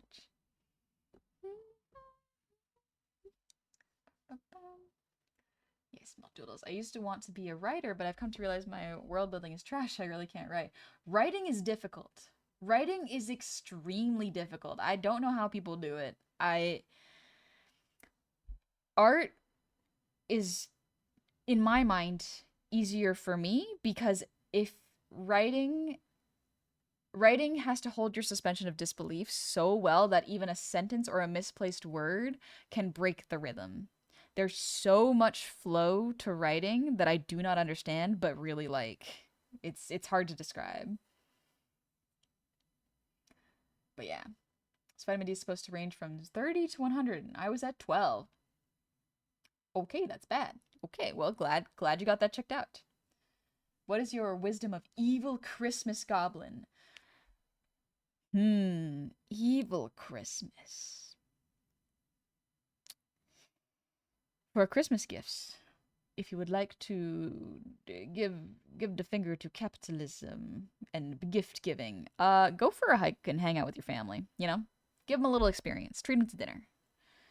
It's definitely, I like going out and hanging out with family rather than getting them gifts. Getting them gifts is fine. Like, if you want to get them a little treat, that's fine, but like, I think it could be fun. Red, thank you for the hydrate. Hi, Shadow J, welcome in. Want to watch Klaus this year? Klaus is really good. Highly recommend watching Klaus. It's very beautiful. Johnny, yeah, eat the rich. Go one step further. Go a step further. Make the rich fear. Because honestly, the rich should be afraid of the working class. I have the opposite problem. I can write really well but can't draw. That's still cool. You can still do art. Writing is an art. Focus source. Deep art fear. I'm bad at drawing humans. That's not the fear. I can draw stupid or funny little humans, but I fear if I try drawing people other than the cis white race I am, I fear my art of someone who isn't the same race I could come across as stereotypical or offensive. So Pokesaurus, that is actually a good thing to be conscious of. So I don't think it's a fear that you need to worry so much about. What I would highly recommend is looking at Black artists. So a great way to learn what does not make a racially insensitive character is to look at artists from that demographic and see how they draw themselves. So there's a lot of guides on how to draw black hair, but also a lot of comparisons guides of like what are the stereotypical black features to avoid when doing art, such as particular types of lips, particular types of coloring the skin, particular outfits that are probably not the best to wear. But I think that should not dissuade you from drawing a diverse range of characters. I think it is a good thing to practice, you know? And if you're ever not sure, you can absolutely go look online and go like, hey, let's see how the first example in my head is Lovemura. Lovemura, she is a very, very cool black VTuber who does art as well as VTuber models. Absolutely gorgeous work. Highly recommend checking her out. Very, very good stuff. I believe pronouns are she, them? I would have to double check on that one. But yeah. Also, Daydreamy Kate, thank you for the 1,000 shot. There's a hype train I didn't notice. I didn't know there was one. Emanon Riddle, thank you for the resub. Happy 7 months. Welcome on back. And Red, thank you for the posture check. Oh. And Harak, thank you for the resub. Happy 54 months. Oh my gosh. 54. Bro, my sister loves reading Shakespeare. That's not a bad thing. Yeah, Shakespeare is fun. I love reading Shakespeare. My cousin got me, I don't have it anymore, unfortunately, but like the complete works of Shakespeare. And honestly, I might get those books again. They were beautiful. Shakespeare became a master because he learned the rules and then found out how to break them. Yep. That is a lot of art of all forms, is learning the rules and patterns and how to break them in a way that is appealing. Faith, true enough. Same for drawing, I guess. Learn the rules before you break them, as I've said to multiple art friends. Yep. One of my best online friends is a black artist, so first step accomplished. Perfect. Highly recommend asking them like, hey, are there any pitfalls to avoid, like anything that I should know about before I start drawing black characters, or any tutorials you would recommend. That's a really good way of doing it. Now granted, one person cannot be representative of a whole demographic, and as they should not be. Like, black people, people of color are all as diverse as, you know, skin tones. They come in all sorts. So you got to make sure to look at them all and know that you're never going to be able to encapsulate everyone's experience when drawing stuff, you know? Tony, thank you for the 150 shinies. And Emanon Riddle, thank you for the 5 gifted subs. Welcome in. I hope you're doing well. Welcome back. Shakespeare in the Park. Doth mother know you weareth her drapes? Do she know? Tony, oh no, this goblin was sneaky hiding in the Christmas gift box that I was curious to open up. Only way to survive is to give some shinies an adorable goblin before me. Why, thank you very much. It's very kind of you. Myth, if you ever need help understanding the language of Shakespeare, feel free to hit me up. I eat, sleep, live, and breathe that stuff. Myth loves Shakespeare, so give him a look-aloo. I definitely like to look at some fashion magazines showcasing models over the years. Yes, highly recommend looking at magazines, specifically fashion magazines, to see different outfits, poses, different lighting. I have no idea how good new magazines are, but like magazines pre-2020 were pretty cool, honestly. I wonder if the library has like a catalog of old ones that you could look at. That'd be sick. Bookstores, thank you again, honey, for the advice. No worries. It doesn't have to be a fear, you know? It can definitely be nerve-wracking at first, but I think it is an important thing to not necessarily be afraid of, but approach from an area, a place of curiosity and willingness to learn and adapt.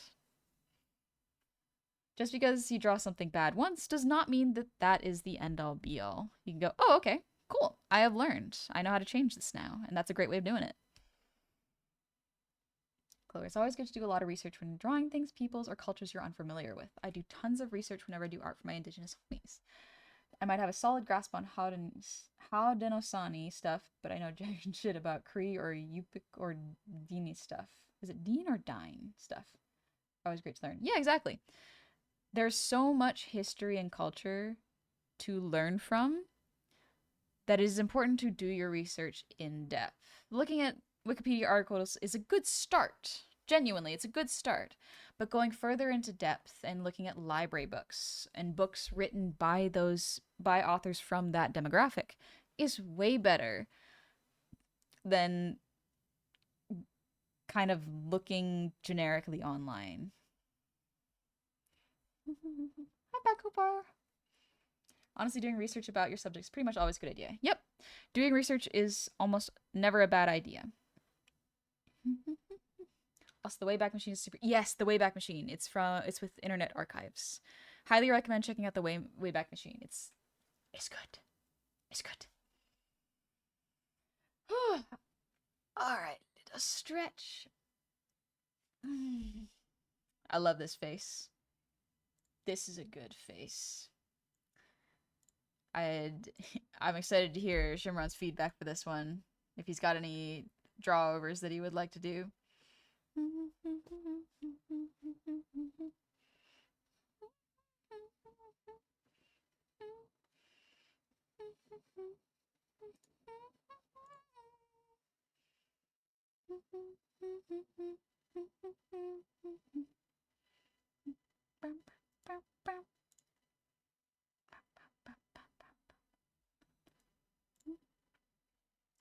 I love this face. It's so smug.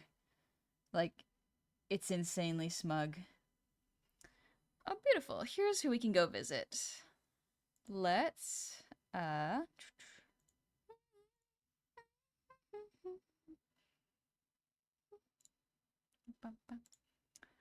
that's not the tab I was looking for. That's not the one. There we go. May I ask what you're drawing? I am drawing, so this is not my model. I am drawing rough expressions for Shimron, who is my current client that I'm going to rig this model for. Okay, for bottom. That is a very good raid message. However, let's go visit. Oh, that's not the right one. Also, thank you all very much for the level 3 hype train. I really, really appreciate it. Let's go visit Sneb, because it is Sneb's birthday. So let's do a little happy birthday, Sneb. If I remember correctly, Sneb, Sneb's pronouns are she, her, if I'm not mistaken. And I don't think it is an 18 plus community. But yeah, there we go. Perfect. Merry Birthmas. Happy birthday, Sneb. Get robotomized. That's a pretty good one. I think a happy birthday, Sneb is good. Let's do a little simple happy birthday, Sneb. I don't mind if you do happy birthday, Sneb, get robotomized. But that might seem a little aggressive now that I'm thinking about it. But let's just say happy birthday to Sneb. I will be streaming tomorrow at 9:30 a.m. PST or 12:30 p.m. so past noon EST. We're gonna take it easy and chill and have a good time. I don't think I'll be doing this tomorrow because it's basically done. I'll probably send the edits to Shimron tomorrow after I sleep a little bit and do some corrections. But yeah, it'll be a fun time. Oh. Thanks so much for today's stream, honey. It was super fun. You did amazing. Thank you. I'm very pleased with how it went. All right. Y'all take it easy. Be good. I will see y'all tomorrow, all right? Good night. Sleep well. And thank you, Beyond. I'm glad you like it. That's kind of you.